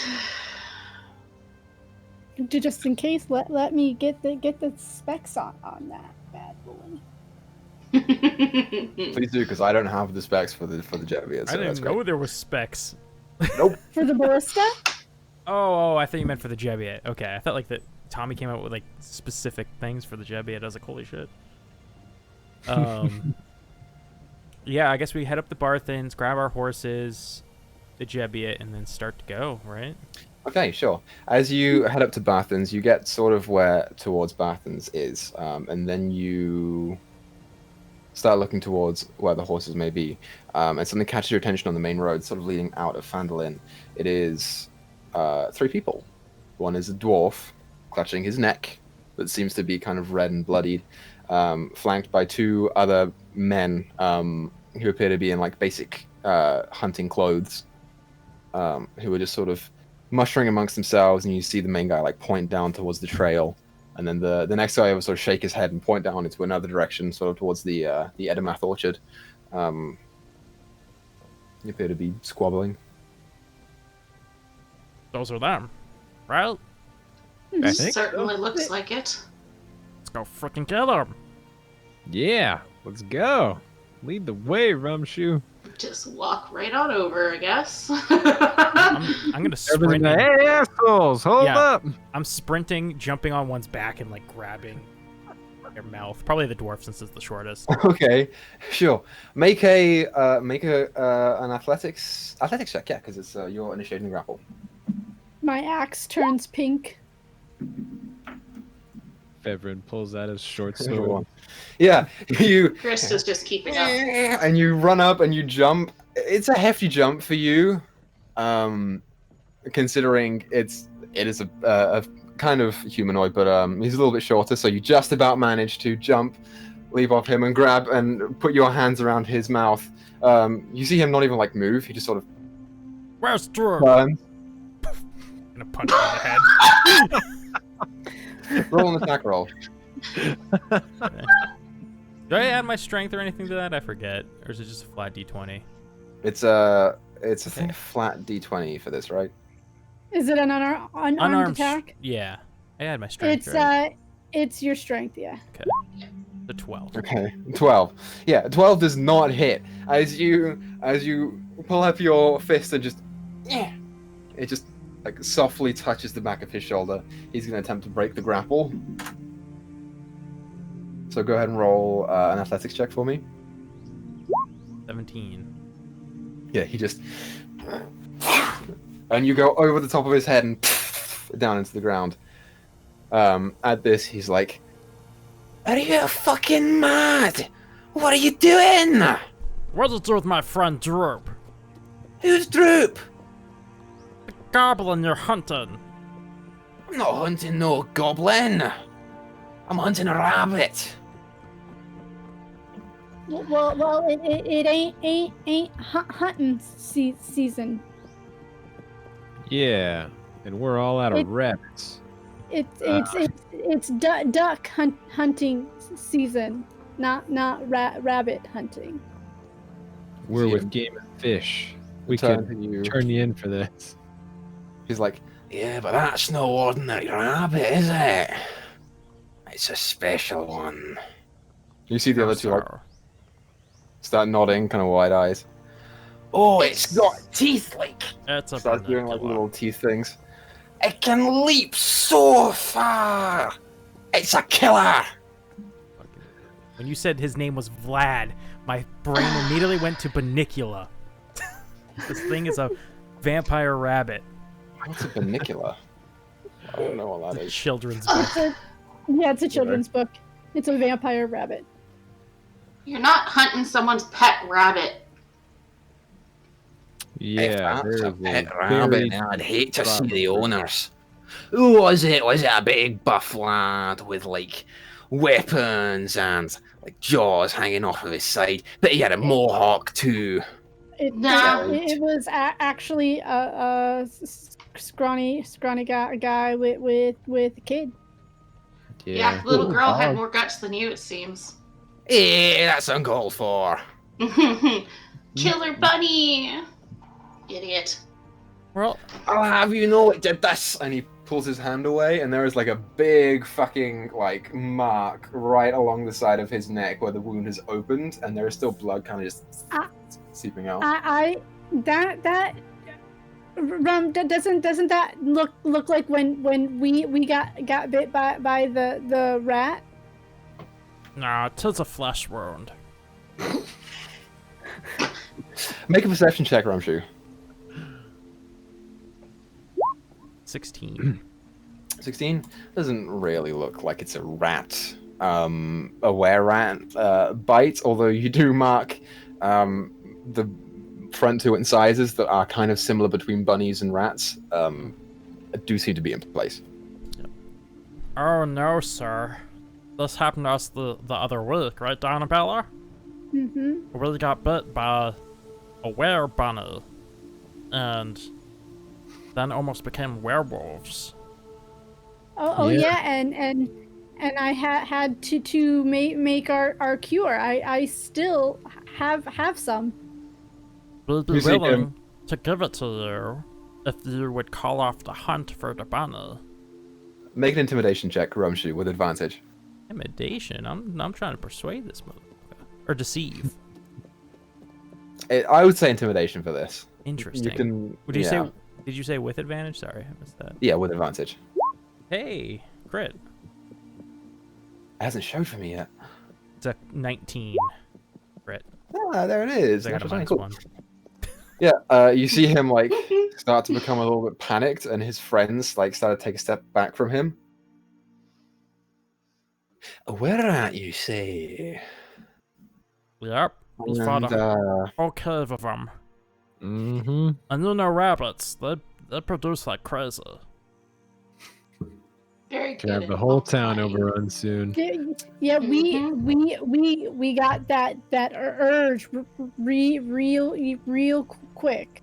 They were calling out to the great cheese wheel in the sky within a few hours. You craving carrots at all? Perhaps? How long do I have? It's, when did you get and- bit? This morning.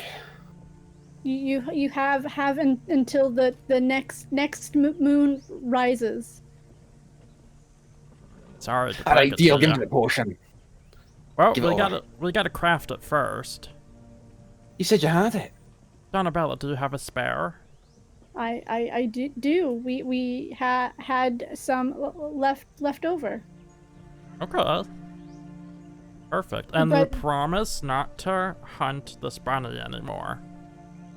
Listen, if you want to take on that demon, you are more than welcome to. No sweat Yeah. off my back, eh? We'll deal with it. I mean, we killed a whole cave full of them, so. Exactly. Potion. Now. I'll put my hand into my shell and pull up one of the little vials. It's only like half filled. This is all we have left. Should This is do not- with that. Don't drop it. Gives it an eye over. And that'll work. Mhm. Worked for us. They're both fine, aren't they?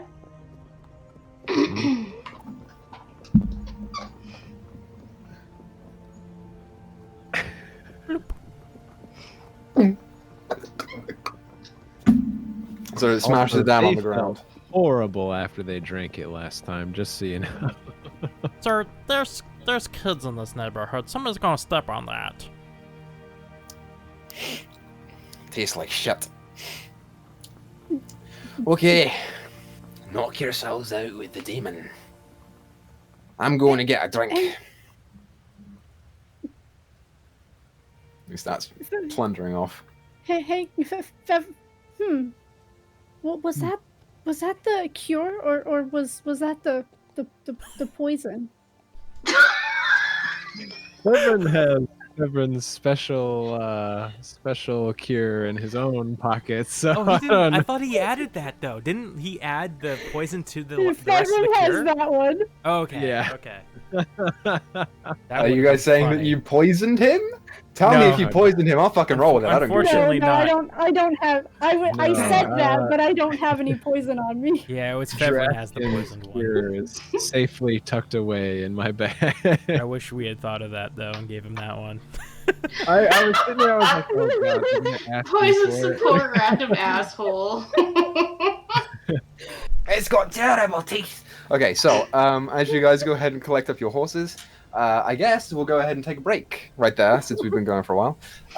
So everyone go get snacks and drinks and go pee and whatever. And we'll be back here in not very long to Save finish Droop. up this here one shot.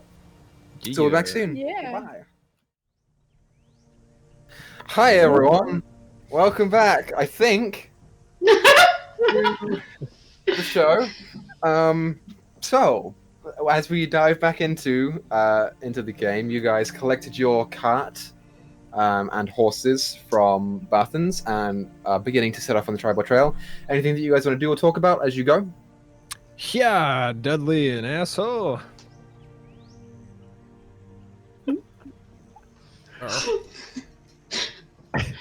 Okay, cool. Make Yeah. an animal handling check for me. Okay. You know, Tarvalar's not here, so someone's got to take care of this. That's right. Nice. 17. They do a horse noise. I don't know what noise. They're getting used to me. And they just Oh, I forgot. Rum. We gotta tell them where we're going. You know, make sure they listen. Okay.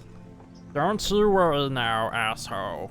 We're on the way to the Tribal Trail. It's gonna be scary. A lot of horses have died on that trail. But I promise, it's not that likely that you'll die this time. Because we're there.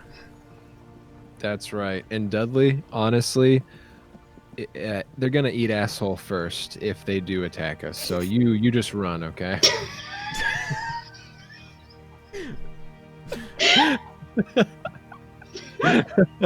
okay. All right. The horses go. Your animal handling check. Cool. So they begin to go and trot along. And as you go, the forest, you know, as lush and as full as ever, seemingly starts to get a little bit more raised as you go along, with new growth coming in here and there. But the forest around here is kind of level for the most part, from what you've last seen.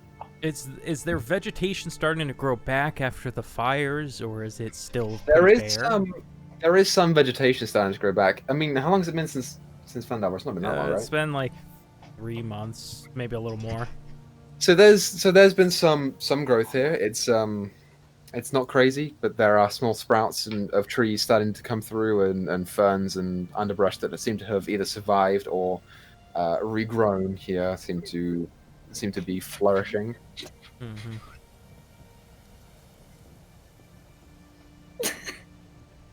Okay. How far are we? Are we to where the Goblin Trail is yet, or is it? Sure, yeah, you guys travel along for the better part of an hour or so before hitting the Goblin Trail. It's familiar to you, Rumshu. You don't need to roll anything for it. You know exactly where this place is. No, I think the Jebiot might be able to fit through here. Back in the day, we brought a bigger cart, so I think we'll be okay. Plus, now there's less trees. Oh yeah, why does this place look all burnt up? Remember how I told you, like, 50% of gnomes are batshit crazy? Yeah? That's Yes. why. Oh, okay. Well, did you know this gnome? Yeah, that's the gnome I keep telling you about, Fevrin. You never pay attention. Oh, is this the one that turned into a dragon? That's the one. Oh, man, I hope he helps us out with our dragon. That'd be pretty useful. I wouldn't count on it. Dragon on dragon. I fucking hate Oh. you. You know, Rumshu, you should have tried to train the dragon. You could ride it, be You know- a goblin riding a dragon. And Sounds if all else cool. fails, we have a ballista now. No, it sounds cool in theory, but you can't trust a dragon. So, Well, we should call the ballista Dragon Slayer. Mmm. Or what if we tied a rope to the ballista bolt? So that way when we, eventually ballista a dragon, we can like climb up on there and put a harness on him. I mean, look, it's not a terrible idea, but the Jebiot's gonna get destroyed if we do that. You know the dragon's gonna lift it up. And then asshole will die.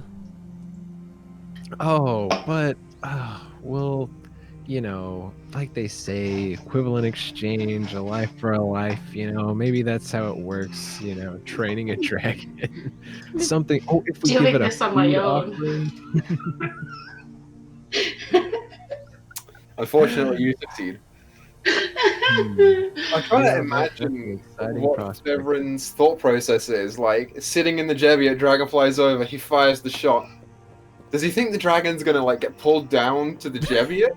No, it'll be like dragons flying Jebiot instead of castle or something like that. I don't know. Yeah. I can't believe I'm gonna say this, but Rum's being the more intelligent in this conversation. That is known to happen every once in a while. But when I'm riding atop my dragon, I think I'll be the one laughing. Well, if you skewer it with a ballista, make sure it's not a red dragon so it doesn't burn your rope. Oh, that would be unfortunate. Maybe we should. Well, our ballista doesn't shoot bolts. So there's nothing to attach a rope to.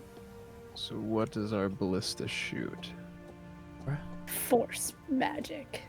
Oh. I thought it shot the bow and bolts. Oh my goodness. We did have those. That was my assumption. But, if we did use magic bolts, maybe we can make a magic rope or magic throw a real rope. I have a good idea, Fevrin, for you. Okay, when we do this, instead of it being attached to the Jebiot, we can tie you to the end. So when we shoot it, you'll get attached to the dragon. Okay, I like the thought process. You want to try it out? Well, I kind of really want to shoot the Jebiot. Okay, let me get my rope. I go in my bag and I start pulling stuff out. And I... Good. What the hell is this? What is what? This looks like my finger. You told me you ate this, you motherfucker. It's like it's starting to dry up and shrivel.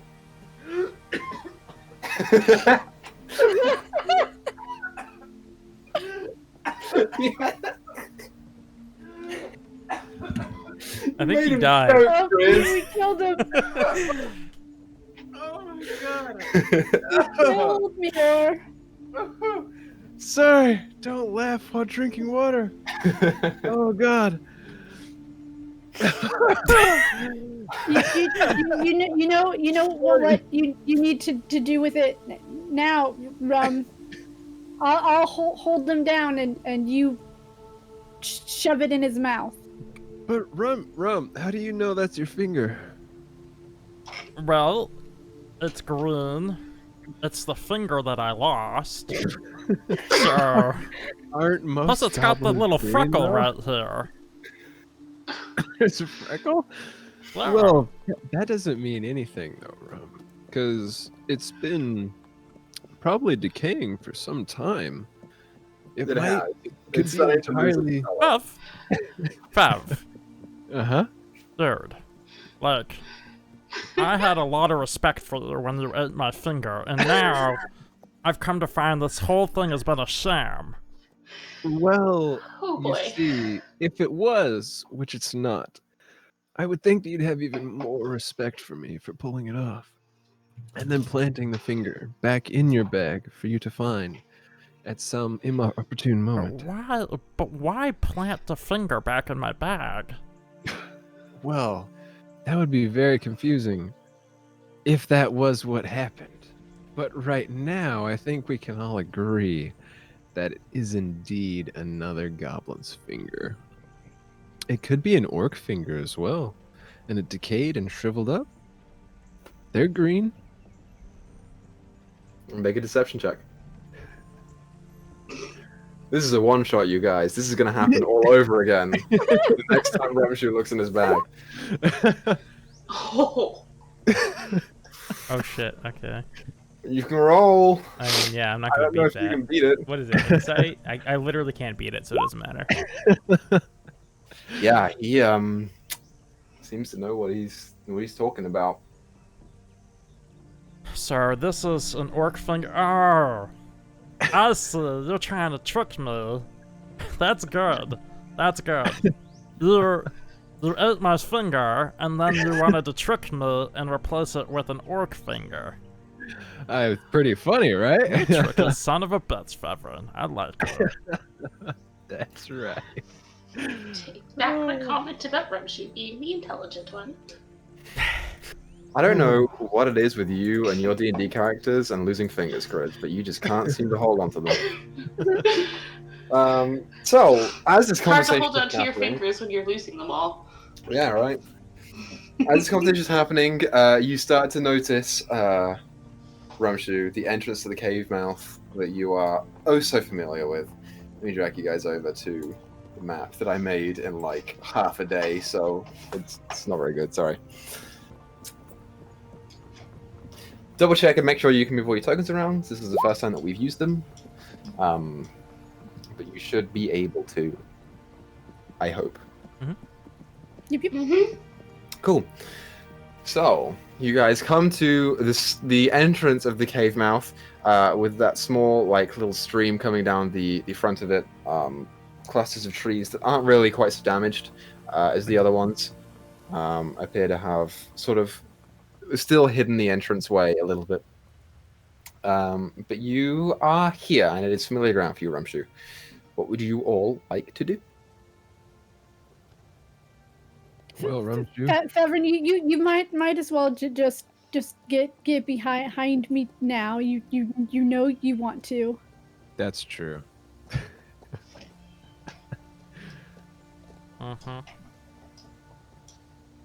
Okay, you get behind her, and I'll get in the jar on your back. Okay, I think we can fit a couple feet in there, maybe. Just kidding. I'm not gonna do that. Droop! Come out! It's me, Ramsher. You wait. There is no response. Oh, that's right. The river's really loud in there. It echoes and stuff. You can't hear anything. Okay. Well, better lead the way then. Yeah. Oh, by the way, while we're like around, keep your eyes out for a left shoe, please. Okay. Lost it like a long time ago. What? Sure. What, Donabella? I was gonna ask what kind of shoe. Oh, it's so long ago now. I don't remember. I think it was Adidas. You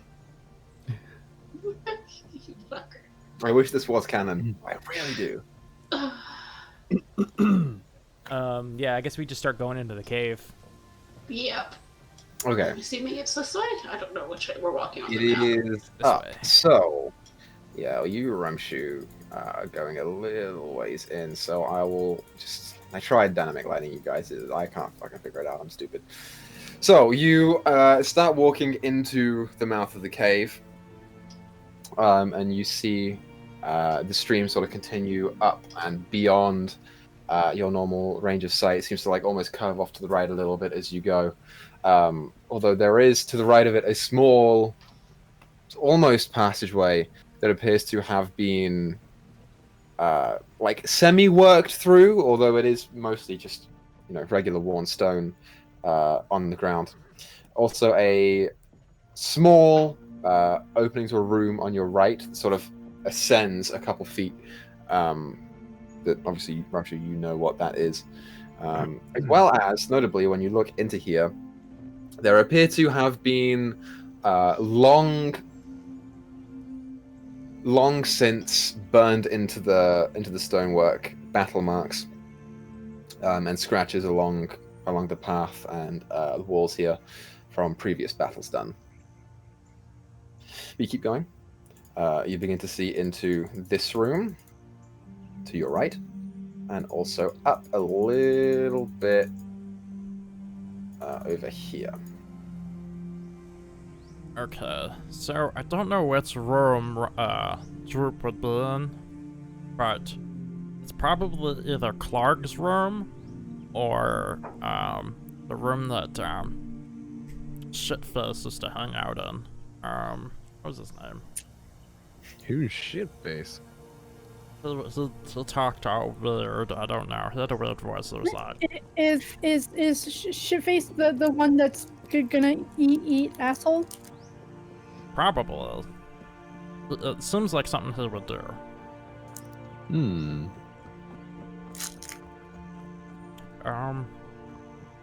So let's check Clark's room first. I think that's the best way to go. Follow me. We go into the wolf den area. Okay. Right here. Sure thing. I wonder if there's still a dead wolf. Is there still a dead wolf carcass here that's like just bone or whatever at this point? As you walk in, you do indeed see a what appears to be the remnants of what may or may not have been once an animal. Although there is visibly no viscera or flesh left on the bone. It is just a crumple of bones. Some of them have been picked. Some of them are kind of scattered. Apart from that, you see not really any battle marks in this room, but you see the familiar like sloping wall that's sort of filled with loose gravel, and that small hole up in the top, which is notably not shining any light. I'm gonna just walk over to the hole in the chimney shaft there and put my like arms out like this and like getting into like a lift position, like telling people to put their foot here. Okay, we're gonna go up through this the chute. From here, I don't mean to rain on your parade, but I weigh 20 times your weight. Oh. How's your climbing skills? I believe in your Rumshoe. I think you can do it. I'm saying I should lift you up, not Oh, not you. okay. Sure. Yeah. Go ahead. Maybe you could throw him. I'll tie up a rope when I get up there. So, Rumshoe, make an athletics check with advantage. Copy that. Been such a long time since I've been here. 22. 22. You stand on Donabella's hands as they interlock, and she. You latch on near the top and just scurry up. As you enter the room, it is about the same as when you last saw it. Yeah. So I'll tie my rope to the stalagmite. Stalagmite. On the left Yep. here. And then throw the rope down the chute. Mm-hmm. Okay. Come on out. It's all clear. Do I see Droop up here? Make a perception check.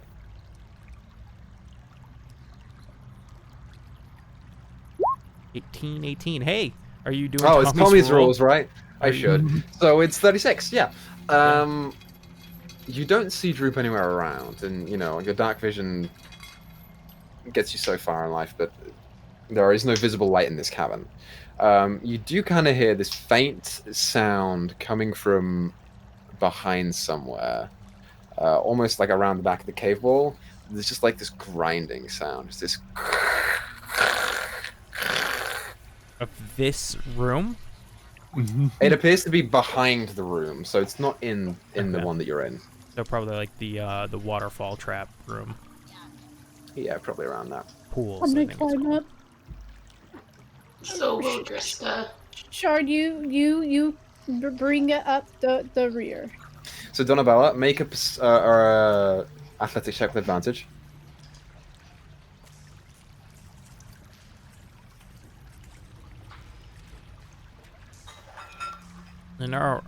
I haven't been back here since I met my friends. 24. You climb up there and attempt to get in the hole, and your shell just gets stuck. Well, you're on your own. Where? You can attempt to dig her out or make her go around. Or any other inventive ideas that you have, you may try and do. She's just... it's turtle, so turtle's fucking wide. It's a small thing. Well, should we try and poke you, Donabella? Give you some incentive? I got a couple crossbow bolts down here. Oh, sorry, Don. Darn. Yeah. These The are proper bells. name. I mean, if the smart thing to do would be you, Shard can pull and Rum can push. We're gonna push her back down? That sounds dangerous. I'll supervise. All right, Shard, Grizz, you want to What? grab your legs? So we're attempting to push her out of the chute, back onto the Yes. floor where you guys are. Yes. Okay. Okay, so I guess Shard and Rumshoe can both make athletics checks or strength checks, just strength checks. Yeah, I guess what I do is I come back down I'm gonna come down in the chute, like I'm gonna slide down the chute in like, Goomba Stomper. Okay, sure. You Go said ahead strength. and roll for that. So strength checks for Shard and Rumshoe. Right, okay. 17 for sure. 9. Very good. 9. Yeah, it's a cool idea. So as you run up, and you jump, and you push down on her head, you feel her head... And she rockets out of the thing, dropping 1 gold coin as she does. Good for you. Actually, all of my money is in a bag of holding. It comes out the back of the shell. Just 1. Oh, because the Goomba stopped. I was like, what is he talking about? And literally, it didn't click. As she starts falling down the loose gravel. Well, Dodge didn't land on us. I just come back Here. down. You know, I Okay. don't try to climb back up or anything. Fair enough. I can join you, Rum Chew. The rum? Well, you know, we can just go the other way. It's just gonna be longer. Okay. Well, you want to lead the way, Donabella? Don? I don't know where we're going.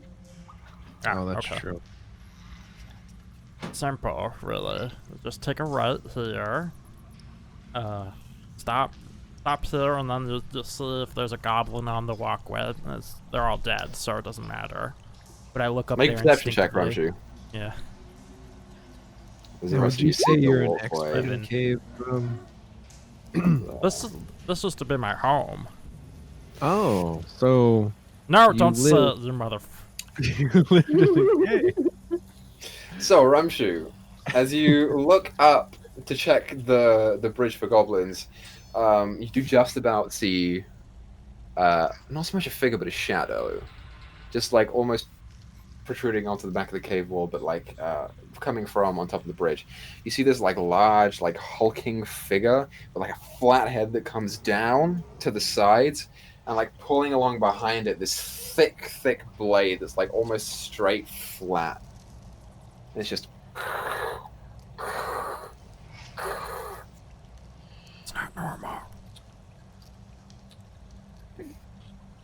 Something moved in when you moved out.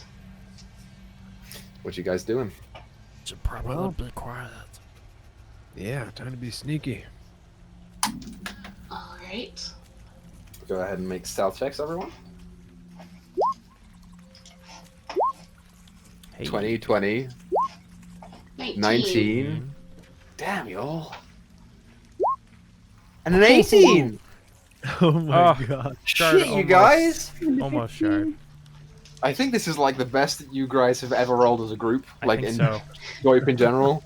You guys just flatten yourselves up against the back wall, and you watch as the figure looks over. And just disappears off to the left side. Maybe orcs or ogres. Yeah, maybe an ogre. Yeah. Well, those are fun. Let's killed. hope we find Droop before it does. Oh shit. Hurry along. Yeah, those orcs and the ogres, they wanted to eat you at that shrine, didn't they? Yeah, even after I showed them how cool I was.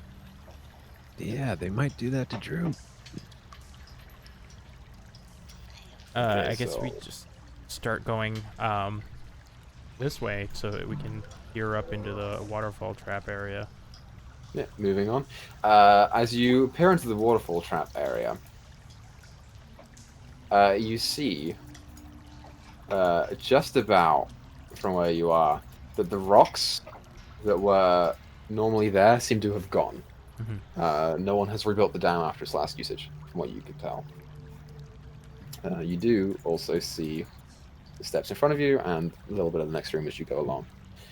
So you go ahead and grab yourselves up. As you step right there, Okay. go ahead and make for me a dexterity saving throw, Ramshu. Enough. Traps. Traps. 17. 17. Okay. You just make out as you walk up the stairs.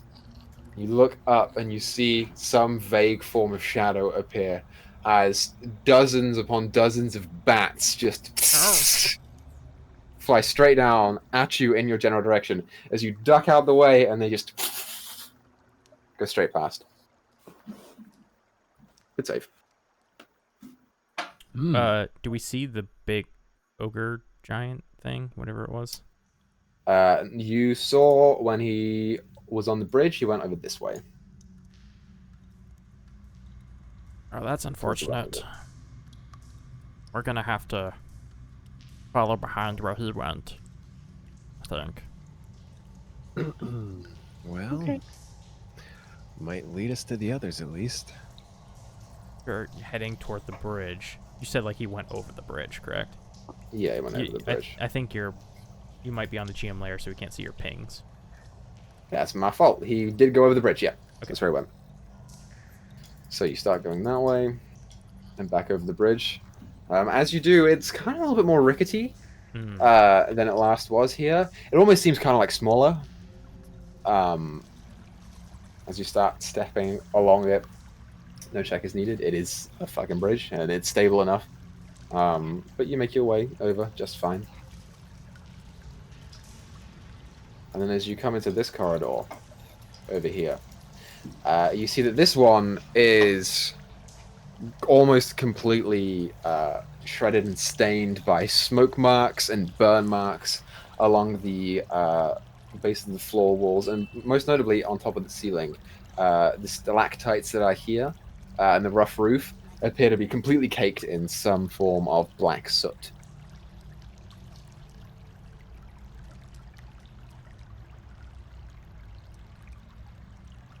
Yamak. His name was Yamak.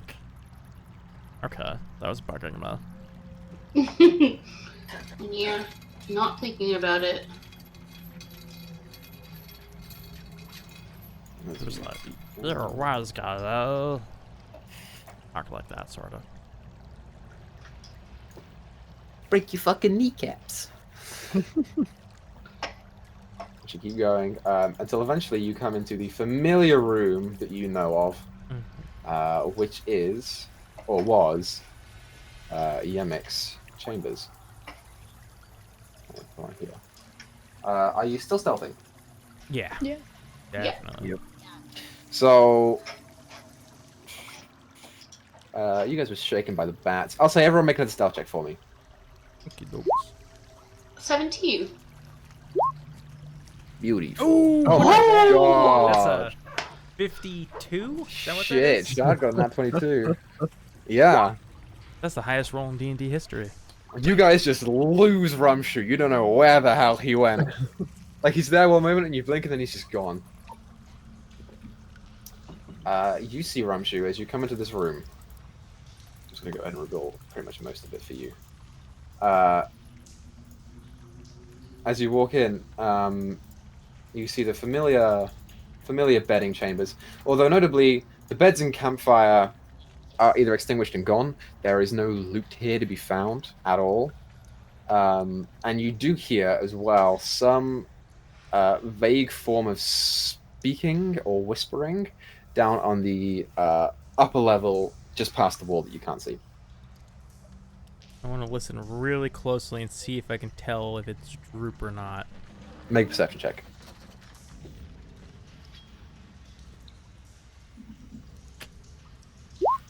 Yeah, that was good. 11. You just hear muttering. Can't make out any words or vocal tendencies.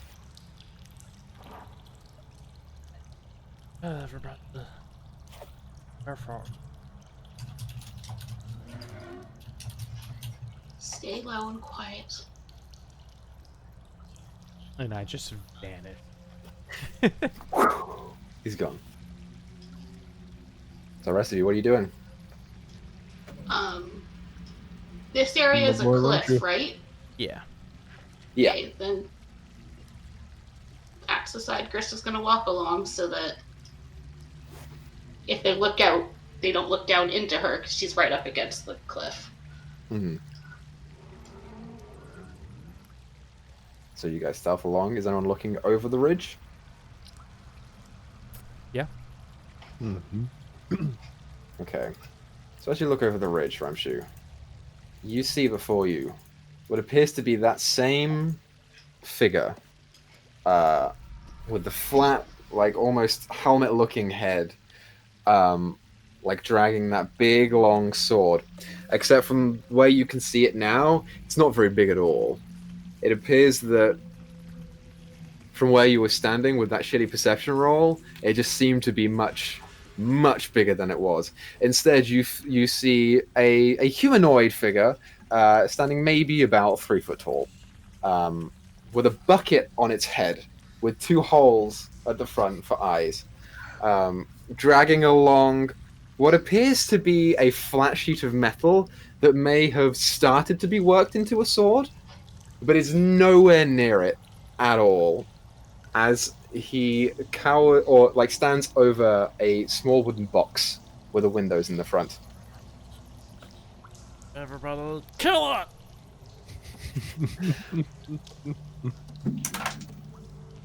You're well. He doesn't faint as Droop turns to you and just screams. And you watch as he starts pulling the sword around, but it's far too big for him.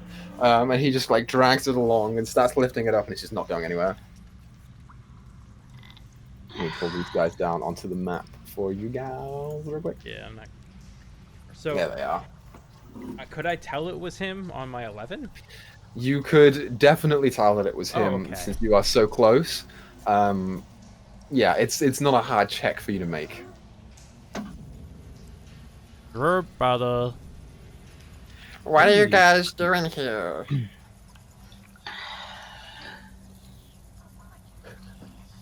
We're looking for you Why? Yeah. because you're acting crazy. I'm not acting crazy. I was chased here by a group of hunters. I had to save Fluffy. And he points down at the rabbit in the cage who was just kind of looking there. How do you know its name, Droop? I don't know. Did you steal it from the little girl? No. I didn't steal anything. I found it. Make an insight check. Son of a bitch. 18. 18. There is an element of truth to what he's saying, but you've known Droop a long time. Something's off here. I don't know what it is, guys, but something's not right here. I didn't steal the rabbit. I found it. It was being attacked By the hunters? by big stinky pooper faces. The hunters. Probably the hunters. Yeah. Well, we'll be glad to know that they're all dead now. Droop. I didn't want them to die. Okay, good, because they're not dead. Okay. That's better. But they did drink a concoction that was for something they don't have. I'm confused. Yeah, it's a They long took story. medicine they shouldn't have. Droop. Oh. Hi, Grizz. We call it Bree now. That's Ow. cool. Hi, Grizz. Sorry I didn't turn up for work today. I was rescuing a rabbit. Yeah. Someone's getting fired. You know, Droop, this job has been really good for you. I've never heard you talk so much. Well, you guys were coming at me with, like, you're about to shoot me or something, so I'm kind of scared. You want to meet Fluffy? There. Okay, come up here. Oh, wait, hold on. Don't let Fevra near it, though. Oh, why? I do kind of want to see Fluffy, though. He likes to shove small, harmless critters into small, confined objects. Oh, okay, They're not okay. confined. There's plenty of space to breathe. I won't let Fluffy touch you, Fluffy. You'll be okay. So you walk up to the small crate with where the rabbit is in.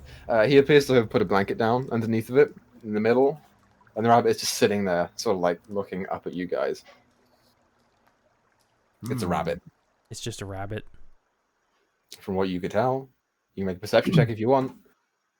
Everybody, I feel like we should take a closer look at this rabbit. Those hunters seem to think it was something else.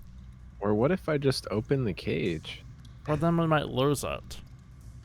The little Yeah, girl don't wants it open the back. cage. Because he runs. He's really fast. Plus, we all know, Fevron, you're just trying to shove it into your jar. My pitcher. It is a You can't pitcher. put rabbits in jars. They'll suffocate and die. You see how I put the holes in the lid? Exactly. That's very sweet of you, Droop. Yeah. I like Fluffy. So, Rumshu, go make an investigation check if you want to pick up the rabbit and investigate it. Hey, a 20. Nice, hell yeah. Never mind. I was gonna cast detect magic. Oh, sorry. Okay. Yeah, you pick up the rabbit. It appears to be a normal rabbit, but as you look into its eyes, it's kind of just like a weird shade of red. And like there is still a little bit of blood like hanging off of the jaw. Something- Does it look hungry? I want to try something. Okay. Okay. I go in my bag, get out a carrot for my rations, and my finger from my not my rations, but my backpack. And I'm gonna hold them both out to the rabbit and see which one it goes for. Krista's Okay. gonna see what kind of teeth it has when he does that. So, okay, Yeah, I'm gonna make a persuasion check, Rumshu. Okay. And 10, it just stares and blinks. Oh, fur. Rumshu, you gotta tell it you want it to eat, remember? Oh, What is that? What are you feeding it? carrots. The No, bunnies the love other carrots. one. The other thing. A green carrot. It doesn't look very green. It looks kind of gray Yeah, it's a couple of days old now. Don't worry and about it. shrivelly and gross. Okay, Okay. little bunny. Aren't you hungry? It's just sort of like standing there staring at you. It's not taking it at all.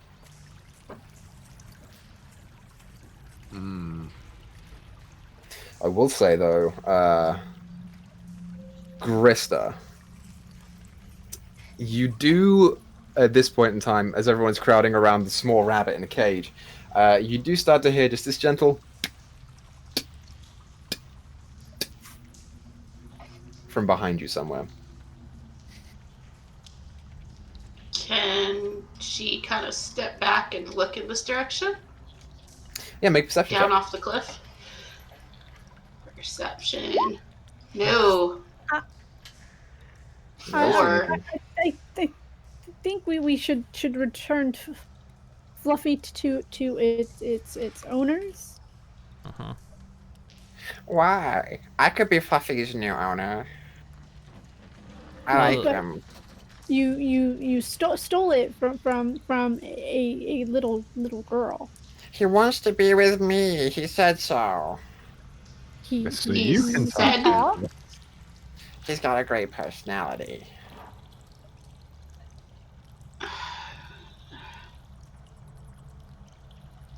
Hey, boss.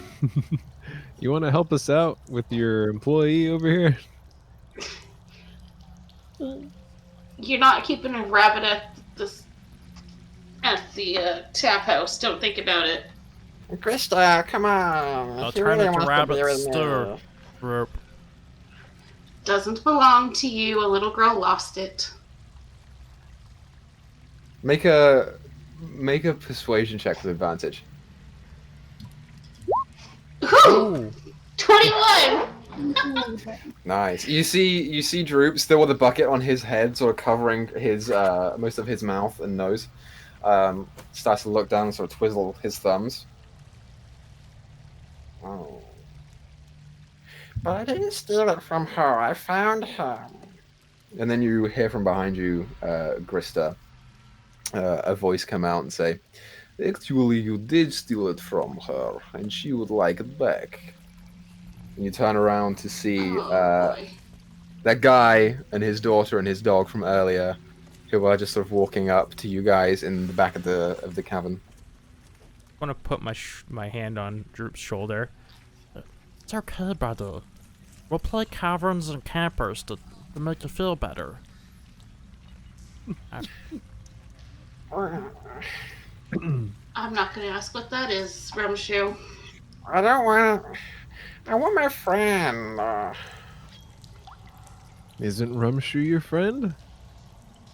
Yeah, but he goes away all the time. I never get to see him anymore. Oh. And then you hear the guy back from in the back of the cave say, "Excuse me. I believe you are about to give my rabbit back to my girl." Well, you could come in here. It's contained and take it. Hand it back to them, Droop. And you watch as Come the guy does. Those of you with a high passive perception, including Grista and Rumshoe, would notice that most people in Phandalin carry some sort of weapon around, especially travelers who come through regularly. This guy does have a weapon. It appears to be this long, like, almost kind of gnarly-looking glaive that he's just holding a little bit too ready. Grista's gonna intercept between him and the group then. Okay, you step in between. I'm sorry, I thought I was getting my rabbit back. Yeah, you can once you release your hold on that weapon there. Yeah, I will do this if you get the goblins who will eat him away. Please. Here, how about I pick up the rabbit and bring it over, and everyone's happy. No goblins interacting with the rabbit, and you can lower your gaive. Eagle, real quick, is the girl with him or no? The girl is with him. Make a perception check. 11. 11. It's hard to tell. She's with him, but she's not really with him. She's kind of off to the side, standing next to the dog, who she's kind of like holding there, staring. Mm-hmm. I'm getting a weird feeling. I think you might want to kill this rabbit. Well, it's a rabbit. No, it's definitely more than just a rabbit. Its eyes are a very strange red.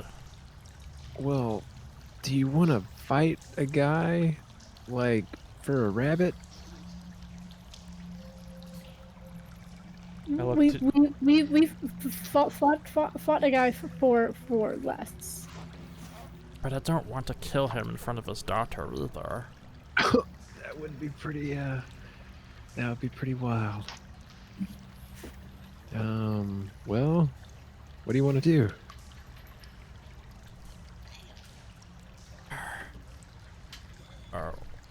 Sir, what kind of rabbit is this anyways, sir? A white one.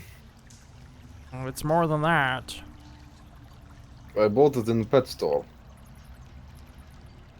Well, our rabbit friend here says he doesn't want to go with you. That is not true, is it, Fluffy? And you watch as the rabbit kind of looks around. And Droop kind of tugs on you, Rumshoe. He doesn't want to go. He told me he wanted to stay with me. Okay, Bunny. I like lean over really aggressively over the cage. Okay, Bunny.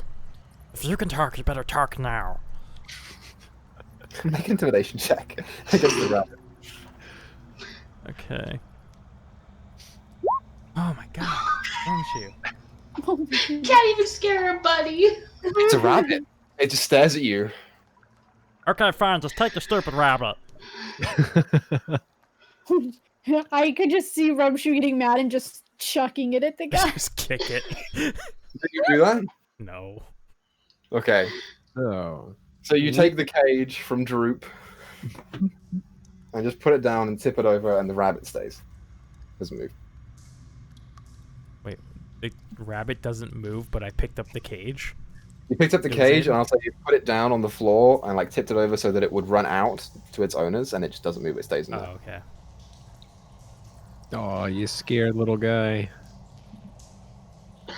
Grista will just grab it then and hand it over to them. Okay. So as you grab it and start handing it over, got the fucking guy. Does a nope, does not hit your armor class as the rabbit attempts to bite at you and gnaw at the hand that's holding it. But your cloth just seems to shed the blow. It's not making any impact underneath the skin. She turns around and is just like, here! He takes it. Thank you very much. I appreciate this more than you know. This rabbit is very special to me. And he picks up the cage and starts putting it in. You said we would get a reward for returning your rabbit. That's right. I do like rewards, and you promised. Yes. I did do this. Tell you what, I will let you know about that when we get back to town. Fevrin lifts up his crossbow. I think this is a thing you should give us now because we completed your job. Oh, I am afraid I don't have any money on me. Sorry. I must be going though. I will bring it up at the hotel room. I'm gonna shoot near his feet. Okay, you shoot near his feet. Make an intimidation check. Okay. I also want to see if he's being honest that he's going to pay us back at the hotel. Make an insight check. I'll try an insight. It's not gonna go 19. very well. 19? Yeah, you immediately see he's full of shit. So, Fevrin, you go ahead and shoot down near his feet, Mm-hmm. and you watch his head turns to you and like snaps upwards. Don't do that Ooh. again. Look, sir, maybe you should just put the bunny down on the ground before we have to slaughter you in front of your daughter. Oh my goodness. The daughter sort of walks up behind him and puts a hand on his hand and just stares very, very intently at you, Rumshu. And the dog comes and sits next to her and sits down and just stares at you. Not fair. They have a dog. I don't want to kill a dog. This is like The Last of Us 2. They're very creepy. What does Grista read from them? Because this seems way out of the norm now. Make an insight check. Oh, sir, the 18. humans? Yeah, they're human. Hmm. You gather they're very much working together. The little one doesn't really seem to be behaving like a regular child, and the dog also, notably, is very well trained. Like exceptionally well trained. One After last we were told that it wasn't. question. Do they have a torch? They do not have a torch. Hmm. So, I thought that you had was- two very different accents for father and daughter. Yeah. If you wouldn't mind, I'm going to be going now. And he starts to turn. She will run and jump into their way. Okay, you go ahead and run and jump to the way. I want to firebolt him. He's going to swipe at you. Since you are in his way, and that's a sign of aggression. Yep. Actually, you know what? Instead of him just going straight for it, why don't we all go ahead and just roll initiative for me? One of Yay. you. Oops. Why can't I roll initiative like this in the main? Something's off about this guy. He doesn't have a torch and it's pitch dark in here. He got. Something's off about this, Fevron. It's a bit Oh, dark really? in here and they don't have a torch. Crazy. Who would have thought? Okay. Maybe I did drink the blood at the lodge, Rumshoe. That's real good.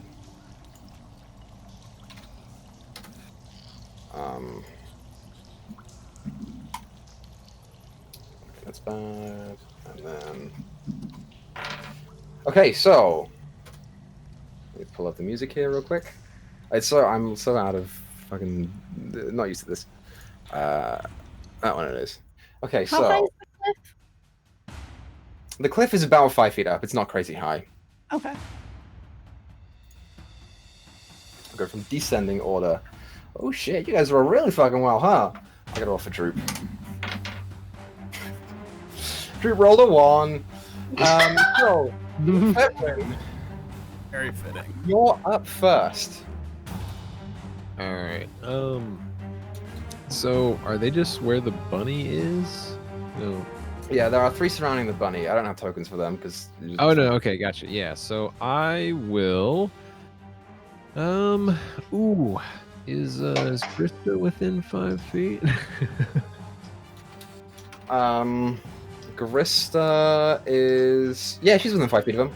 Ooh. All right. So I'm gonna take aim at the father, and let loose a shot. Okay. Go ahead and roll an attack. That's a 17. 17, I believe, hits. Ooh. Yes, it does. So you deal. Oh, nice. 22 points of piercing damage. I've got 10 on music real quick. So 22 points of piercing damage to him. And you watch as his form, as you pull back the arrow and it seems to impact on one of the shoulder blades, as his form flickers ever so slightly for a second. Ooh. That's pretty weird. So I'll just move over here behind Rumshoe and use my bonus action to try and hide behind this corner. Yeah, go ahead and roll stealth check. Ow. 12. You feel somewhat hidden right here. All right. Well, that's all I got. What is Shard and Donabella's dex? Well, he goes on my initiative, so it's a +1. It's a +1. Yeah. Roll the 20 for me.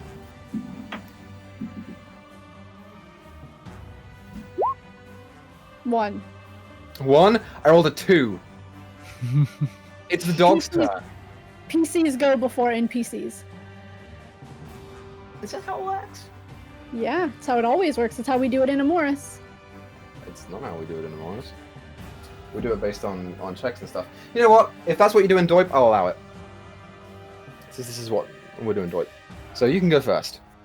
I'm going to firebolt the dad. Roll an attack.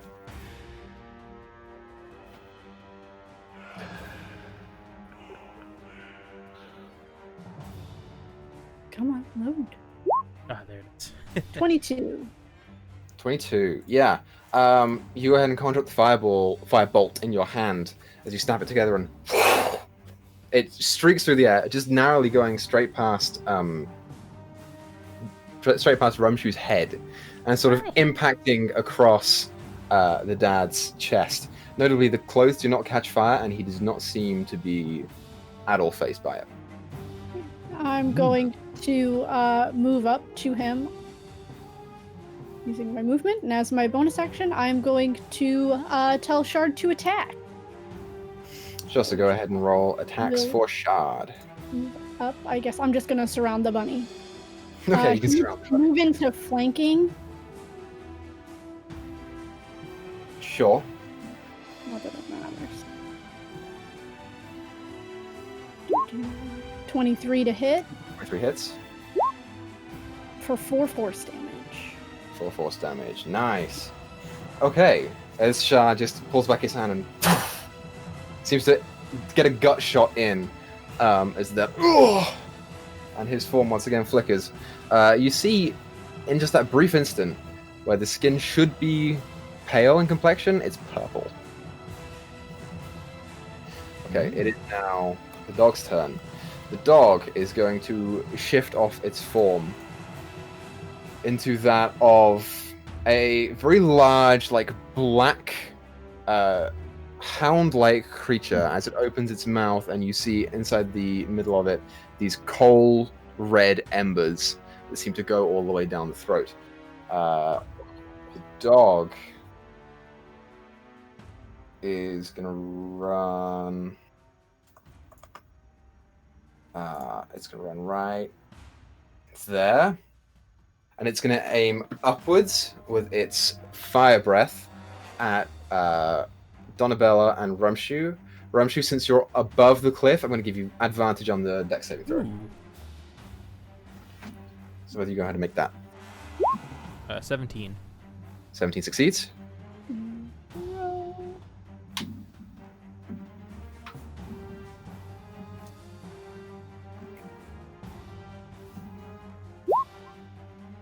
$12 just barely succeeds. So you both take 24 points of fire damage reduced to 12 as it just and it opens its mouth wide, almost like this bottom jaw seems to open up into two separate parts, and out of its gullet just this ray of fire spreads out in this cone. Thankfully, you both just barely dodge out the way. Easier for you, Rumshu, as you just dip back behind the rock, and as you turn around, you are left with these sizzling burn marks and scorch marks all over the back of it. But nothing too bad happens. That is its turn. So Rumshu, you are up. Okay. I peek back around the rock, and I aim at the dude. The dude, go ahead and roll for attack. Yeah. Go ahead and just pew pew with my bow. Both of those hit. Hell yeah. I forgot the hunter's mark first. Is it okay if I hunter's mark? Sure. Okay. I'll allow it. I hunter's marked him. I do it every time. Literally every time I forget to cast hunter's mark. He does. Ranger stuff, right? Yeah. I've never played a ranger before, so. So 5 and 5, so 10 plus my hunter's mark damage, which is 4 and a 1. Okay, so that's 15. 6 and 9. Oh, is it? Right? Yeah, in total, because you did 5 piercing plus the hunter's mark. So. Maths. Yeah, and that's it. Yeah, as you shoot the 2 arrows out of your longbow into him, you see the form once again flicker and this time shut off. Whereas now you see the form of a purple-skinned man. The beard stays, but it seems to be made out of these thick, almost braids that end in these metallic cylinders. As he pulls the glaive back and just readies it for an attack. So that's your turn, Rumshu. You want to do anything else with your? But you can't do bonus because you hunter's marked. You can move if you want to. No, I'm just gonna kind of duck back behind the rock. Coolio. It is now his turn.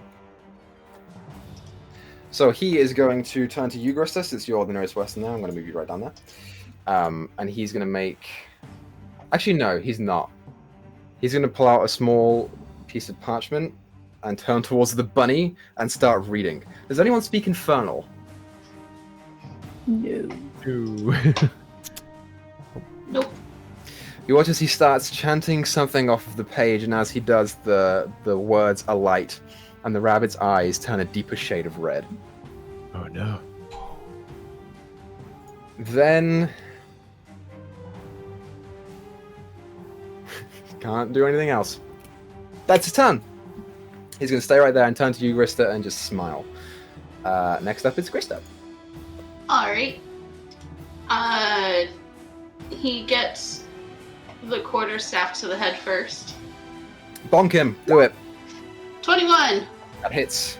21. 10 bludgeoning. Okay. As you And pull then- the stuff and... Key Pull it point for flurry of blows. Go for it. 18. That hits. For 7. Yep, you pull the quarterstaff back and go ahead and dig in right underneath the ribcage. And the second one is 8. 16 if it hits, it's 8 damage. Yep. You seem to be rallying him a little bit with hits. He's starting to take a toll, but it's not... He's starting to look a little bit hurt. And then as part of being a drunken monk, she gets a free disengage. And backs up 15 feet, just in case his reach is longer. And it's like, come on, come get me. And that's her turn. Okay, it's now the rabbit's turn. No. The rabbit is going to in its frenzy jump up out of the cage, and it's going to turn to Rumshoe, since you tried to intimidate it. And you watch as it almost magically just flies through the air straight to Rumshoe's neck. Without Not a provoking fan. opportunity attacks. It's going to make 2 attacks against you, Rumshoe.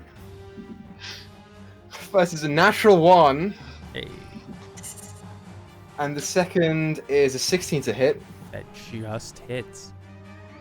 Awesome. You take 13 points of piercing damage I'll have my thing up. as it just Oh, goes straight to your neck and digs in, and you feel the blood start to gush out, but it's just standing there. It's just staying there in its frenzy. Next up is Little Girl's turn. Little Girl drops her form to reveal that of another purple winged figure, this time with a long tail that appears to end in barbs. She is going to make 1 attack with the bite and 1 attack with the fork towards Shard, since he's closest. First one is an 11 to hit. Misses. The second one is a 13 to hit. Misses? I think it's 15. Let me just double check. Yeah, it's 15. As she bites and then attempts to stab him with this new fork that she appears to evaporate out of nowhere. But they just... and Shard just... turns. Okay. That is their turn. So top of the round. Fevrin, you're up. Oh, all right. Well, seeing this bunny shoot straight through the air and take a chunk out of Rumshoe, Run away! I'm gonna turn to take aim and fire at the bunny. Okay, go ahead and roll for attack. Oh, 12, I believe misses. Yep, it misses. Just about. oh god. All right. Okay. Well, with that, I'm just going to stand behind Rumshoe for moral support. Okay, you just stand there. Good job, buddy. You got this. Yep. I forgot to roll Droop's turn. Top of Droop's turn, he makes a Constitution saving throw. Succeeds. Droop is standing. Whoa. As Droop runs up to... Actually, Droop is not going to run up to you, Rumshoe. He's going to run 5 feet close to you and then see the bunny that's latched onto your neck. Oh, God. And then walk back a little bit. no, no, no, I don't no. know! That's our friend. Make Persuasion Check. Okay, now we're talking.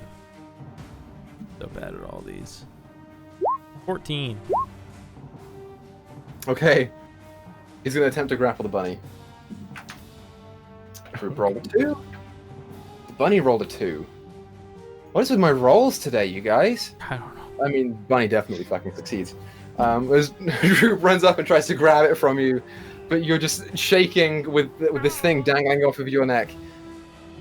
No contact is made. The Droop is now a little bit closer to you, so he's right there. Okay, it's Trevor's turn. So, Donabella, you're up. I am going to use my action to cast Cure Wounds on myself. Okay.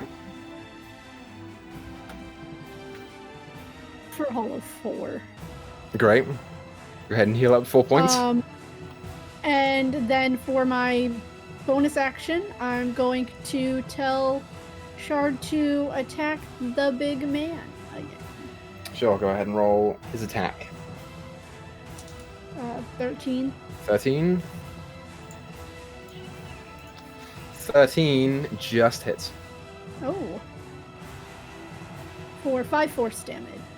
5 force damage. Yeah, Ushar just clocks him right across the fucking jaw. He seems to be looking more and more hurt as time goes on. Still standing though. That's your guys' turn. Unless you want to move. No, that'll be it. I'm gonna stay right there. Okay, it's now the dog's turn. Does not get back his fire breath. So the dog is instead going to bite at you, Donabella. For a total of 21 to hit. Shield. It misses. Shield, you just... And this arcane wave of force as the hellhound's bite just... scrapes off of it.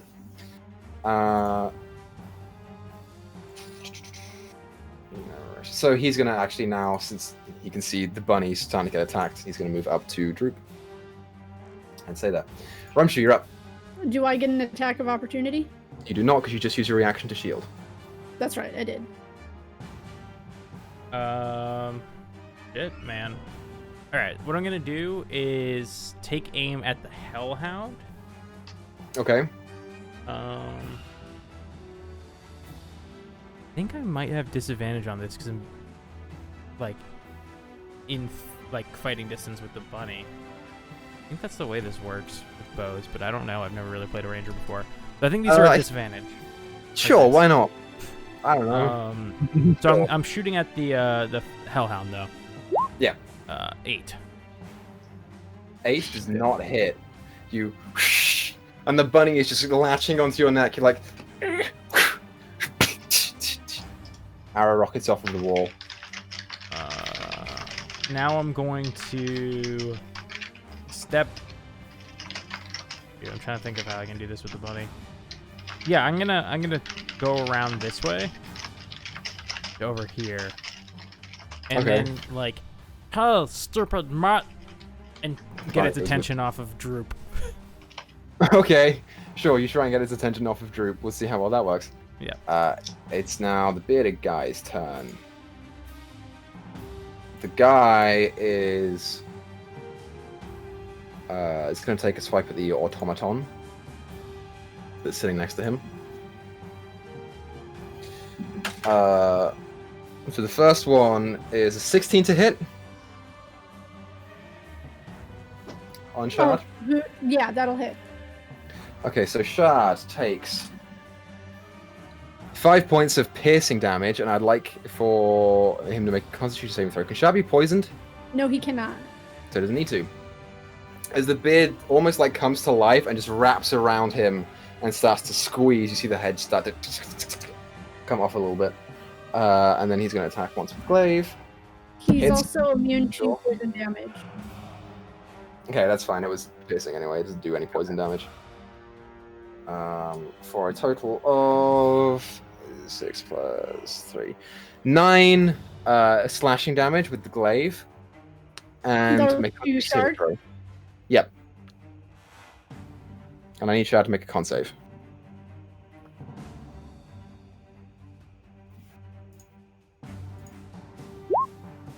Three. 3. As the glaive strikes across the chest, you see this faint red rune start to pick up on Shard's torso. Cool. That's his turn. So it is now Brista's turn. All right.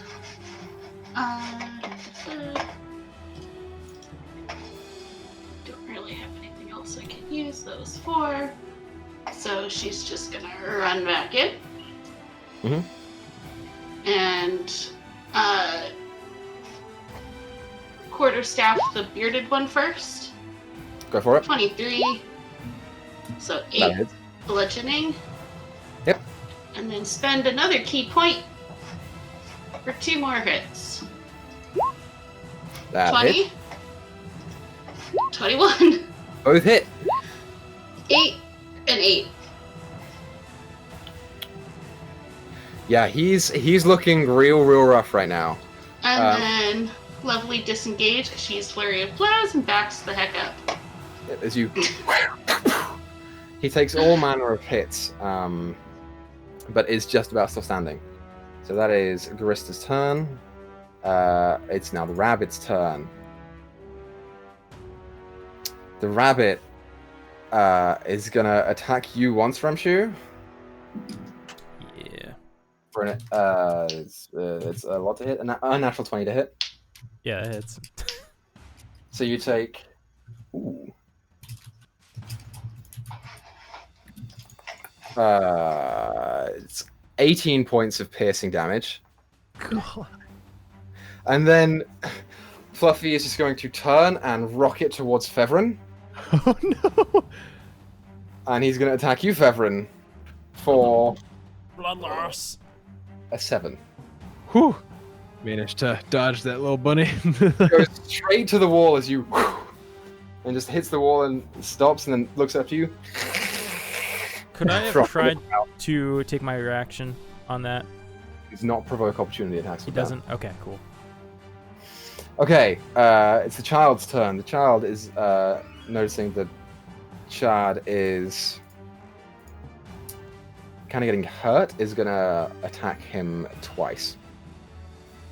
Just double check the... Oh, yeah. Yeah, okay, so he's going to attack Chad twice. First is a 16 to hit. And the second is an 8, so the first one hits for 2 damage, 2 slashing damage. Ooh, big damage, big damage. As it bites into Shad's shoulder and you feel the metal crunch inwards at the bite. I have a question. Are we fighting what I think we're fighting? I don't know, what do you think we're fighting? A bearded devil? You are. Then the Constitution saving throw doesn't apply to Shard. He is a construct. Double check that.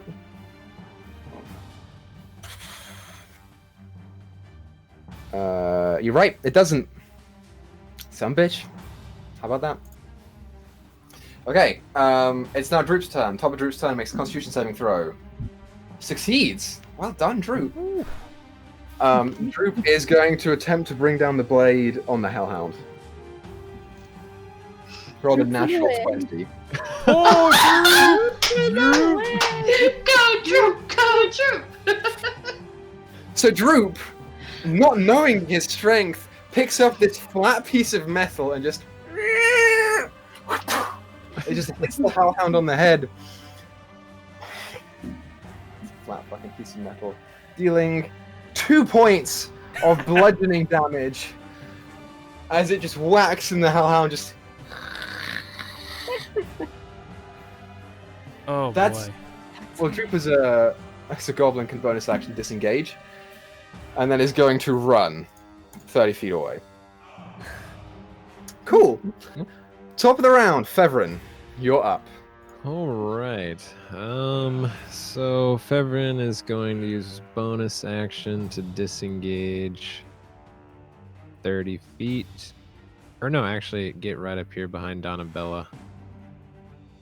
And then shoot the bearded man, since Fevrin remembered he did some weird chant, and then the bunny got all pissed off. Okay, as you disengage, the bunny... Oh no, the bunny stays. Never mind. You're right. You're good. All right. It didn't latch onto you. God. 13 hits. Oh, woo. It's a 26 anyway, but it still hits. 13 plus damage. Yeah. How do you want to kill the bearded devil? Ooh. Ooh. I just take aim, kind of aim for the chest, but really hoping I hit one of them weird little snake things on his beard and pin it to his chest. Yeah, as you pull the crossbow forward, you... And as the bolt... You see the beard that is kind of like sentient in its own, almost raises up to try and deflect or catch the bolt. And you just see the bolt disappear and you hear it in the wall behind. as the devil just looks down and crumples to the ground. Ooh. Nice. All right. Well, that's all I can really do. So that's it for me. All right, Donabella, you are up. Yeah, I'm gonna step over this bearded devil's corpse, and I'm going to, yeah, sure, why not? I'm gonna attack, the little girl with, Go for it. Sponge. that sounded so wrong. For an 11, probably missing. 11 does not hit as you bring the battle axe around one-handed, and she just. And Flies as straight a up. bonus action, I'm going to tell Shard to repair. So he's going to use his action to repair. So Okay, he'll get 14 hit points back. 14 hit points back. Nice. So end of your turn. It's the Hellhound's turn. The Hellhound, although pissed off at Droop, is going to attack you, Rumshoe, since you're right next to it. Let's see if it gets its breath back. It does. That changes things. Oh no.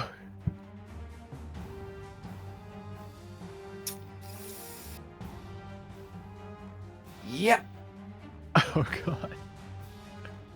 Yep, it does. He's gonna run straight off to right there. He can just about make it with his 50 feet. You get an attack opportunity, Rumshoe, if you would like it. Disadvantage again, but. Well, the bunny's not on you anymore. Well, I was in combat range with it when it disengaged, so it's still think. Oh, you're shooting with the bow? So Okay. 13, yeah. 13 does not hit. Yeah. It actually goes ahead and you fire, and it kind of hits into the dog, but then just whoosh, the bolt snaps as it goes. Then it's gonna use its fire breath on Shard and Donabella. So both of you make dexterity check. Saving throws for me. Ooh, nice. Oh, Shard gets Nice. a 20. Job, Shard. Oof. Used all the luck on Shard. Should roll yours Okay. first. So Donabella, you take 18 points of fire damage, and Shard takes 9 as it opens its maw again, and the fire breath comes out. The devil seemingly just flies there. How much was it? 18? 18. And that's his turn. So, Rumshoe, you are up. Rumshoe, we gotta kill that fucking dog. There must be something in the water at Krista's place. Don't blame my house. There is no water at Grista's place. It's all alcohol. That must be what it is. It That's put some true. hair on your chest. Okay, I run up to the edge of this cliff, and I'm gonna fire down at the Hellhound. I would like to move my. I guess I have to recast because I forgot to frickin' do it earlier. I want to recast Hunter's Mark on the Hellhound, Sure. and then fire down Yeah. the 17 That hits. for 8 plus the 3. Yeah, as you pull back the bow and as it's like reeling back from the flames that it just shot out, you catch it just on the underside of the neck and the jaw as it. That should Ending have up- finished me off, you fucker. I only had 5 HP. Hey, that's what I'm at. I'm fine. That's it. Okay, Krista, you're up. All right. Back in again. Same routine. Go for it. That one misses. 9 misses. 17? That I'm hits. using Flurry of Blows again. Yeah. Can you only use flurry blows on hit? No, I think it's just you can use it as your bonus action hit. One sec. If not, then it's only 2 of those. I'm pretty sure that flurry blows is only one. After you take the attack action on your turn. Doesn't say you have to hit. Okay, sweet. So yeah, you're totally fine. So you can roll 2 damage things for that. 5 and 8. 7, 8. Nice. Yeah, you just down the spine. And off she goes again. Awesome. That one, just at that, is looking pretty rough as is. That one's not the most beefy. Okay, it's now the rabbit's turn. The rabbit, because you pissed me off, Grizz, is going to attack Rumshoe. Running straight up there. Roll the natural fucking one. I have rolled more natural ones this episode than, like, ever before. You know what? It's going to attack you again. Fuck it. That's a 17 to hit. Oh, son of a bitch, yeah, it hits. You take 14 points of slashing or piercing damage. Yep. Are you out? Yeah, oh yeah. Okay. So, Rumshoe is out, and you see some of the essence of Rumshoe almost seep into the rabbit. It would heal, but it's already at full health, so it doesn't matter. Cool, that's the rabbit's turn. It's now the devil's turn. The devil this time is going to attack you, Donabella, because it's not doing anything against the construct, so it's going to attack you twice. For an 11 to hit, Misses. and an 18 to hit. Misses. Cool. As it just goes to stab and bite at you, but you pull the shield up and it off the side. No impact. It's Droop's turn. Top of the round, Droop makes a Constitution saving throw. Succeeds. What the fuck is up with Droop today? He's gonna run up to the rabbit. He's gonna shout, "Don't hurt my friend!" And he's gonna try and pull the rabbit off of you. Just cannot manage to pull it off of Rumshoe at all. Cool. So, top of the round, Fevrin. You're up. Alright. Fevrin's dropping the crossbow and pulling out the short swords. Only got 2 shots left anyways. You know, I don't think I'll kill it, but you know, I don't want to kill this thing. I hope we can like knock it out or something. But I'm gonna hit it with my sword. Go ahead and roll for an attack. Oh, 9 does not hit. You go and stab down, and you just barely miss Rumshoe. As you stab, and it almost like deflects off of his armor and scrapes across the stonework. all right. Can I use my bonus action? Use my offhand then. You sure can. All right.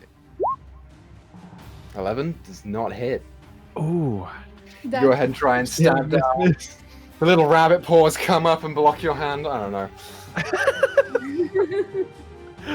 all right. Well, You just swipe and misses. gonna hang out here and hope to God that bunny attacks Droop. Okay, Donabella, you are up. yeah, I'm gonna attack the devil girl. Go ahead and roll for an That's attack. better with my axe. 14 hits. For 11. 11 slashing damage. Yeah, as you bring your axe around, how you want to kill the spine devil? So for her axe kind of glows pink for a second, and then she remembers, yeah, that didn't work. So then she just goes in and just lobs right into her, like her kidney area. Okay.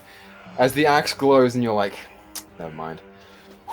You bring it around and you hear almost like a ripping sound and then the impact of metal on stone. As you carve straight through this thing and the bottom half of it, as the top half just stays stationary for a moment before collapsing down as well. And as I'm going to move 15 to there. And as my bonus action, I'm going to tell Shard to attack the dog. Okay, go ahead and make an attack. 7 does not hit. Yeah, he just... but no impact is made. It's the dog's turn. Dog does not get his fire breath back. And is instead going to attack Shard, since he's right there. For a natural 20. Hell yeah. That's going to hit. So, Shard. takes 4 points of piercing damage up to 8. And 8 points of fire damage up to 16. Alright, Shard is offline. Shard is down. Dog is then going to run straight up to you and just stand there. I shouldn't put that one on there. I should just put him as a sleeping. Cool. That's the dog's turn. Rumshoe, death saving throw. The one and only time Rumshoe's ever had to do this. It did not go well. Let's see. Roll natural 1. Yeah. Hey, it's 17. Whew. That's a success. Krista, it's your turn. All right. She'll move in to the dog. Okay. Go ahead and make your attack. Try with the quarterstaff. That hits. 5 bludgeoning. Mm-hmm. And might as well use this last key point. And 2 more flurry. 24 24 hits. for 6. Yep. And 18. That hits. Look at you with your natural 20s not hitting. Right? And another 6. Yeah, as you go and rally hits into the form of this large infernal dog, notably where the other two were sort of like resisting your punches and your strikes, this one is just not, and it is taking them full force. You are dealing Okay. lots of damage to this thing. Just backs up. And as you back up, you sort of step into the corpse of the devil, and your boot just sinks in, and you pull it up, and it's just caked in this black ichor. Gross. And she takes a shot. Fair enough. Okay. It's the rabbit's turn. Droop's been attacking the rabbit. It's gonna attack Droop. His friend? How dare he? It does not hit Droop. As it just rises up straight past Droop's neck, Droop dodges out the way as it just goes straight past. Fluffy, I thought we were friends. And then turns back midair to go straight towards you, Fevrin. Oh god. A 10? Oh, dodge it again. It just hits the stone pillar as you backhand it straight out of the air. No impact is made. Great. So, top of the round, Fevrin, you're up. Alright, you little bastard. I'm getting tired of this shit. You're gonna try and stab me again. God. 11 does not hit. You are at war with this rabbit right now. Alright, bonus action hitting him with the other one. 15 hits. Alright, let me get the regular D6. How do you want to do this on the rabbit? Wait, is that all it took? It's a rabbit. It's got 1 hit point.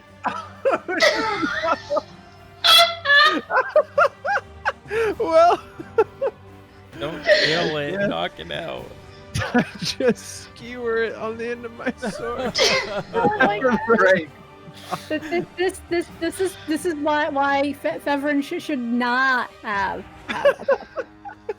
So this rabbit has been zipping around to people's necks this whole time, and you, thankfully, have been avoiding it. As you turn and see it coming, you're like, this is the one.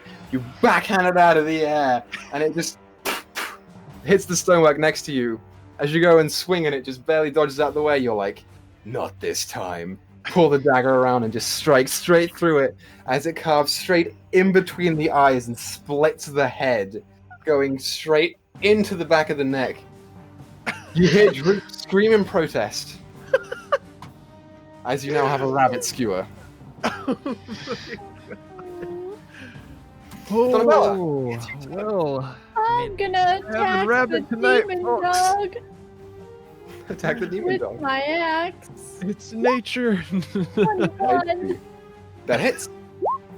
for 7 slashing damage. 7 slashing damage. You pull the axe back around and you carve a significant chunk into the back of the shoulder blade. It made that terrible high-pitched screech that rabbits do when they die in video games. Oh, wait, I can do a bonus action. Hold on. Kill me! I think it's a bonus action. Let me just double check. Oh yeah, no, it's not. It's an action. Never mind. As you were. That's my Cool, turn. so you strike down on the thing, you deal some damage. It will be Shard's turn, but Shard doesn't have anything. It's a construct. So it's now the dog's turn. The dog does not get its breath weapon back. So it's going to bite at you, Donabella, for a 19 to hit. Yeah, it hits. 19 hits, cool. So you take a boop. 5 points of piercing damage. Yeah, you get Plus. shot down. Ah. Will be plus 11 points of fire damage, but you are down. As the hound just bites into you, leaving this sort of like explosion of fire out from the wound on the side of your shoulder and neck area. Donabella goes down. So, next up, Rumshoe. Make a death saving throw. 11. You're okay. Grista, you're up. All right. She's going to two-hand it this time. That hits. 6. Yeah. As you bring it back down, you hit it across the side of the head, and it. And then just offhand, that's gonna miss. That does miss. But this is looking kind of rough right now. You see it has wounds all across its back and side. It doesn't look like it's going to last much longer. Okay. It's Droop's turn. Droop succeeds on his con save. And it's just going to walk up to Rumshoe and start shaking him to try and wake him up. It's nothing. But you hear him start trying to rouse him to no avail. Droop. If I don't make it, burn all the notes under my bench. Which bench? Cool. So Fevrin, top of the round, it's you. Alright, so I don't know if it's possible to do this, but this is how it's looking in my head. What I want to do is jump from this little cliff onto Donabella's shell and then jump and try and stab the dog as I come down with my short sword. Make an athletics check. Alright. Oh. So Donabella, you lose one death save as Fevrin jumps off of this cliff, tries to land on your shell, and his feet slip off and manage to hit you in the back of the head, pushing your head against the stonework. A little bit of blood comes out of your mouth. And now, Fevrin, you are on the other side of Donabella. Alright. Well, so I still have some movement. Yes, you do. I'll say you used 5 feet of movement for that. Oh shit. Alright. So you can get all the way around if you want to. Oh no, I can't. Let's see. Well, I'll get as close as I can get, I guess. Alright, yeah, I'll just be ready here. I don't know if the dog moves up. I guess I'll try and react, attack it if it moves, but So, that's all I got. Just for Sure. the future, technically you can walk through allies, so you could step over Donabella. And Yeah. why does my clicking thing not work? Now that you You have could technically that- do that movement if you wanted to. Is it too late to do that? No, you can do it. It's fine. Okay, alright. Okay, yeah, so, yeah, he slides by Gree there and goes to stab after Okay, feeling roll your bad about his jump. 25 hits. Alright, let's see here. 19 points of damage. How do you want to kill the Hellhound? Nice. Drive the sword right in that fiery gullet that kept screwing us all over. As you land on Donabella and slip off, you're like, oh shit, sorry. You gingerly step over her as the dog turns to you, kind of like head cocked, a little confused, and you're like, let's do this. On one hand, holding the rabbit stuck on the back of your tagger. The next one plummets deep into this thing's throat, and you lift it up on your short sword. You are the master of infernal beasts. You're just holding them up, and you let out a battle cry as combat ends. We're eating good tonight.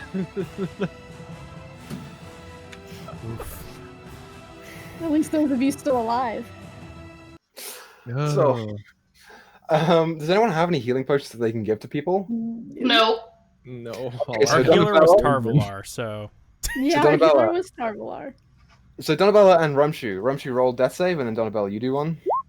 oh shit, that's Fail.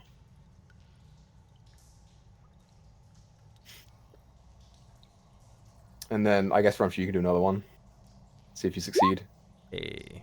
Stable. So Donabella, that's a failure. Do one more. Wait, I'm not. Hold on, I'm not seeing her rolls. What's going on here? Hold on. Because would I have gotten up before her last roll? You don't. You stabilize, so you're okay. Oh, okay. But you're not conscious. Oh, right, because I didn't roll. Okay, right. Does anyone else want to do anything? Can we Uh, medicine is there- check to stabilize her? No, roll medicine check. Yeah, can I like try You and have a pat her healer's down or kit. something? She was on fire. Oh, Right? I don't think I have that. Nope. No healer's kit. Nope. Sweet. So What if I try spiritual healing? You know, alternative. might work in some circles.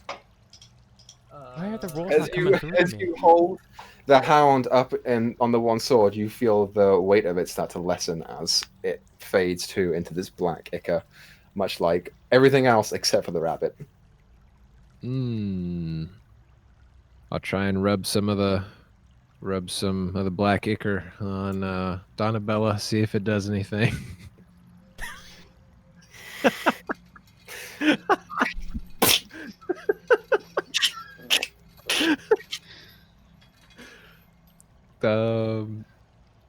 Yeah, so I don't know. Can I see? Is there anything I can do? Can I try to roll medicine or something, or You can make do a I medicine need? check to discern her condition. Hmm? You can make a medicine check to discern her condition. Okay, well, let's see if I. Oh, Everyone, yeah, you don't really know. It's hard. surprised the black stuff didn't work. Dr. Fevrin on the case. Because at this point, Droop puts his ear down to Rumshu. It's okay. He's breathing. We're okay. Ooh, wait, Fevrin knows. Can I try and pilfer Dawn's bag of holding to see if she had any health potions? She doesn't.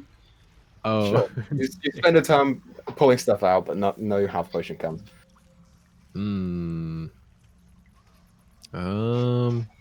Well, Donabella, all I can really do is whisper in your ear and hope you're okay. Do you know anything, Gris? You run a bar. You probably like fix people up, right? The hell are you think? Ugh. No, I drink and I punch people when they get over excited. Oh That's about God! the amount of skill I have.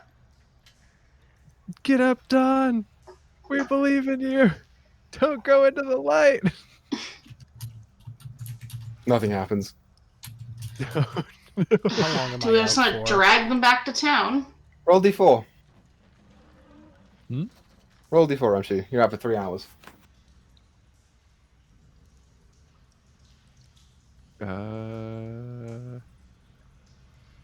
Well,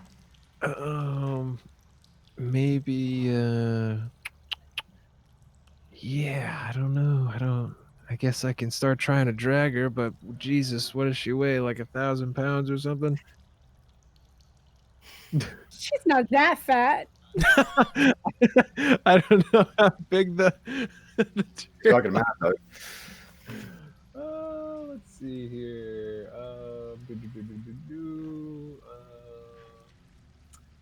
Yeah, I'm just gonna start. Oh, I'm gonna go pick up my crossbow first. Okay. Hey, how And, strong are you? Do you want to take what? Rumshu or her? Oh, I'll take Rumshoe. Okay. All right, Rumshoe, let's get you back to town. Droop. Droop, why don't you help Gris with Donabella over there? Yeah, I will. I want to help you. Stinky. Oh, are you sad about your rabbit? Let me pick that up too, so I can eat it. What? Well, it's a rabbit. We can't exactly True waste it. fates. All right, so I tie the rabbit to my belt, and then I take Rumshoe's leg and Droop's leg and start dragging him out of the cave.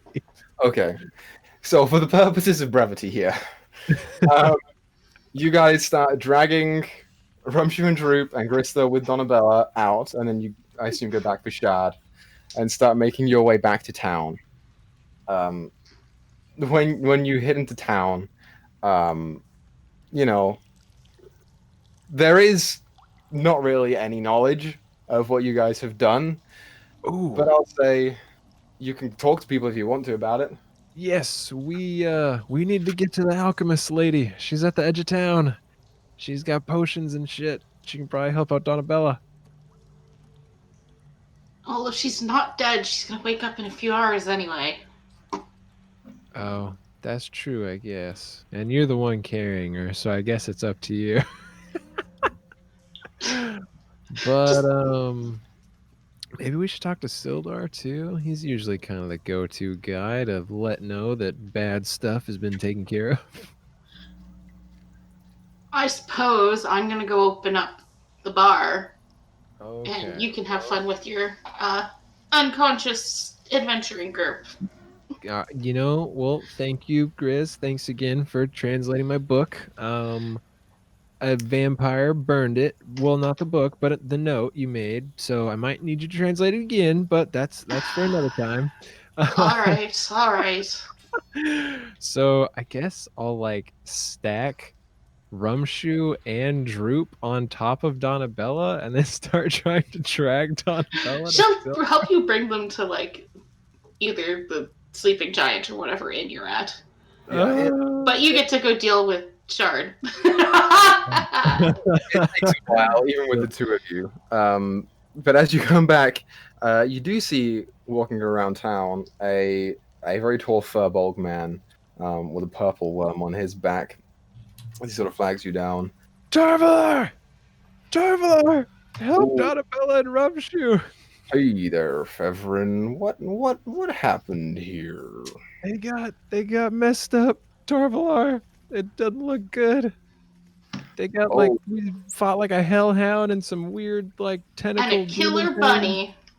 Oh, yeah, but you know that's just nature. Don't worry, we'll eat it later. I'm pretty sure the wild mother will be chill with that.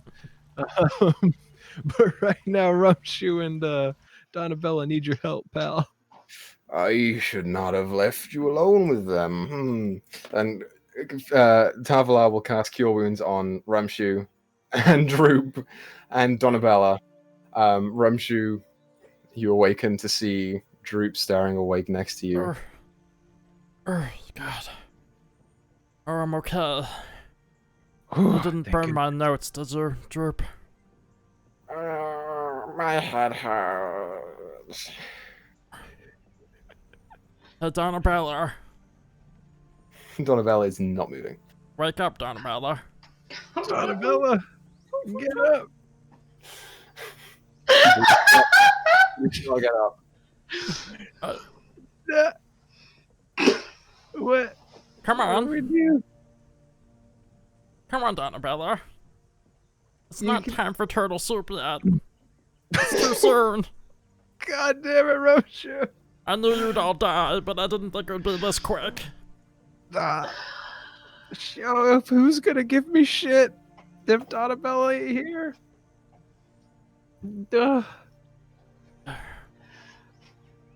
So- Tarvalar, is there anything else you can do? She's not getting up. No, my magic doesn't really deal with resurrection yet. That's at next level. We're not quite there yet. Well, Fevrin, I guess you were right. We're eating good tonight. And on that note, that's where we'll end tonight's episode, you guys. So, in this weird, crazy one-off, one-shot that we just did for no reason, thank you guys for playing This is not canon, as much as I would love it to be. I can't let Donabella die like this. So unfortunately, it's not canon. But thank you all for coming out anyway. Thank you for watching. We appreciate it. Thank you to my players for playing this weird thing. And, you know, as always, tune in tomorrow for Morris and Wednesday for Moot, and back in next Sunday for the next episode of Dragon of Icespire Peak. I believe for another special one-shot, the end by a special someone. So, thank you everyone for watching. Thank you for coming out. Let's keep making stories together, and we'll catch you guys next Sunday. Goodbye. Toodaloos.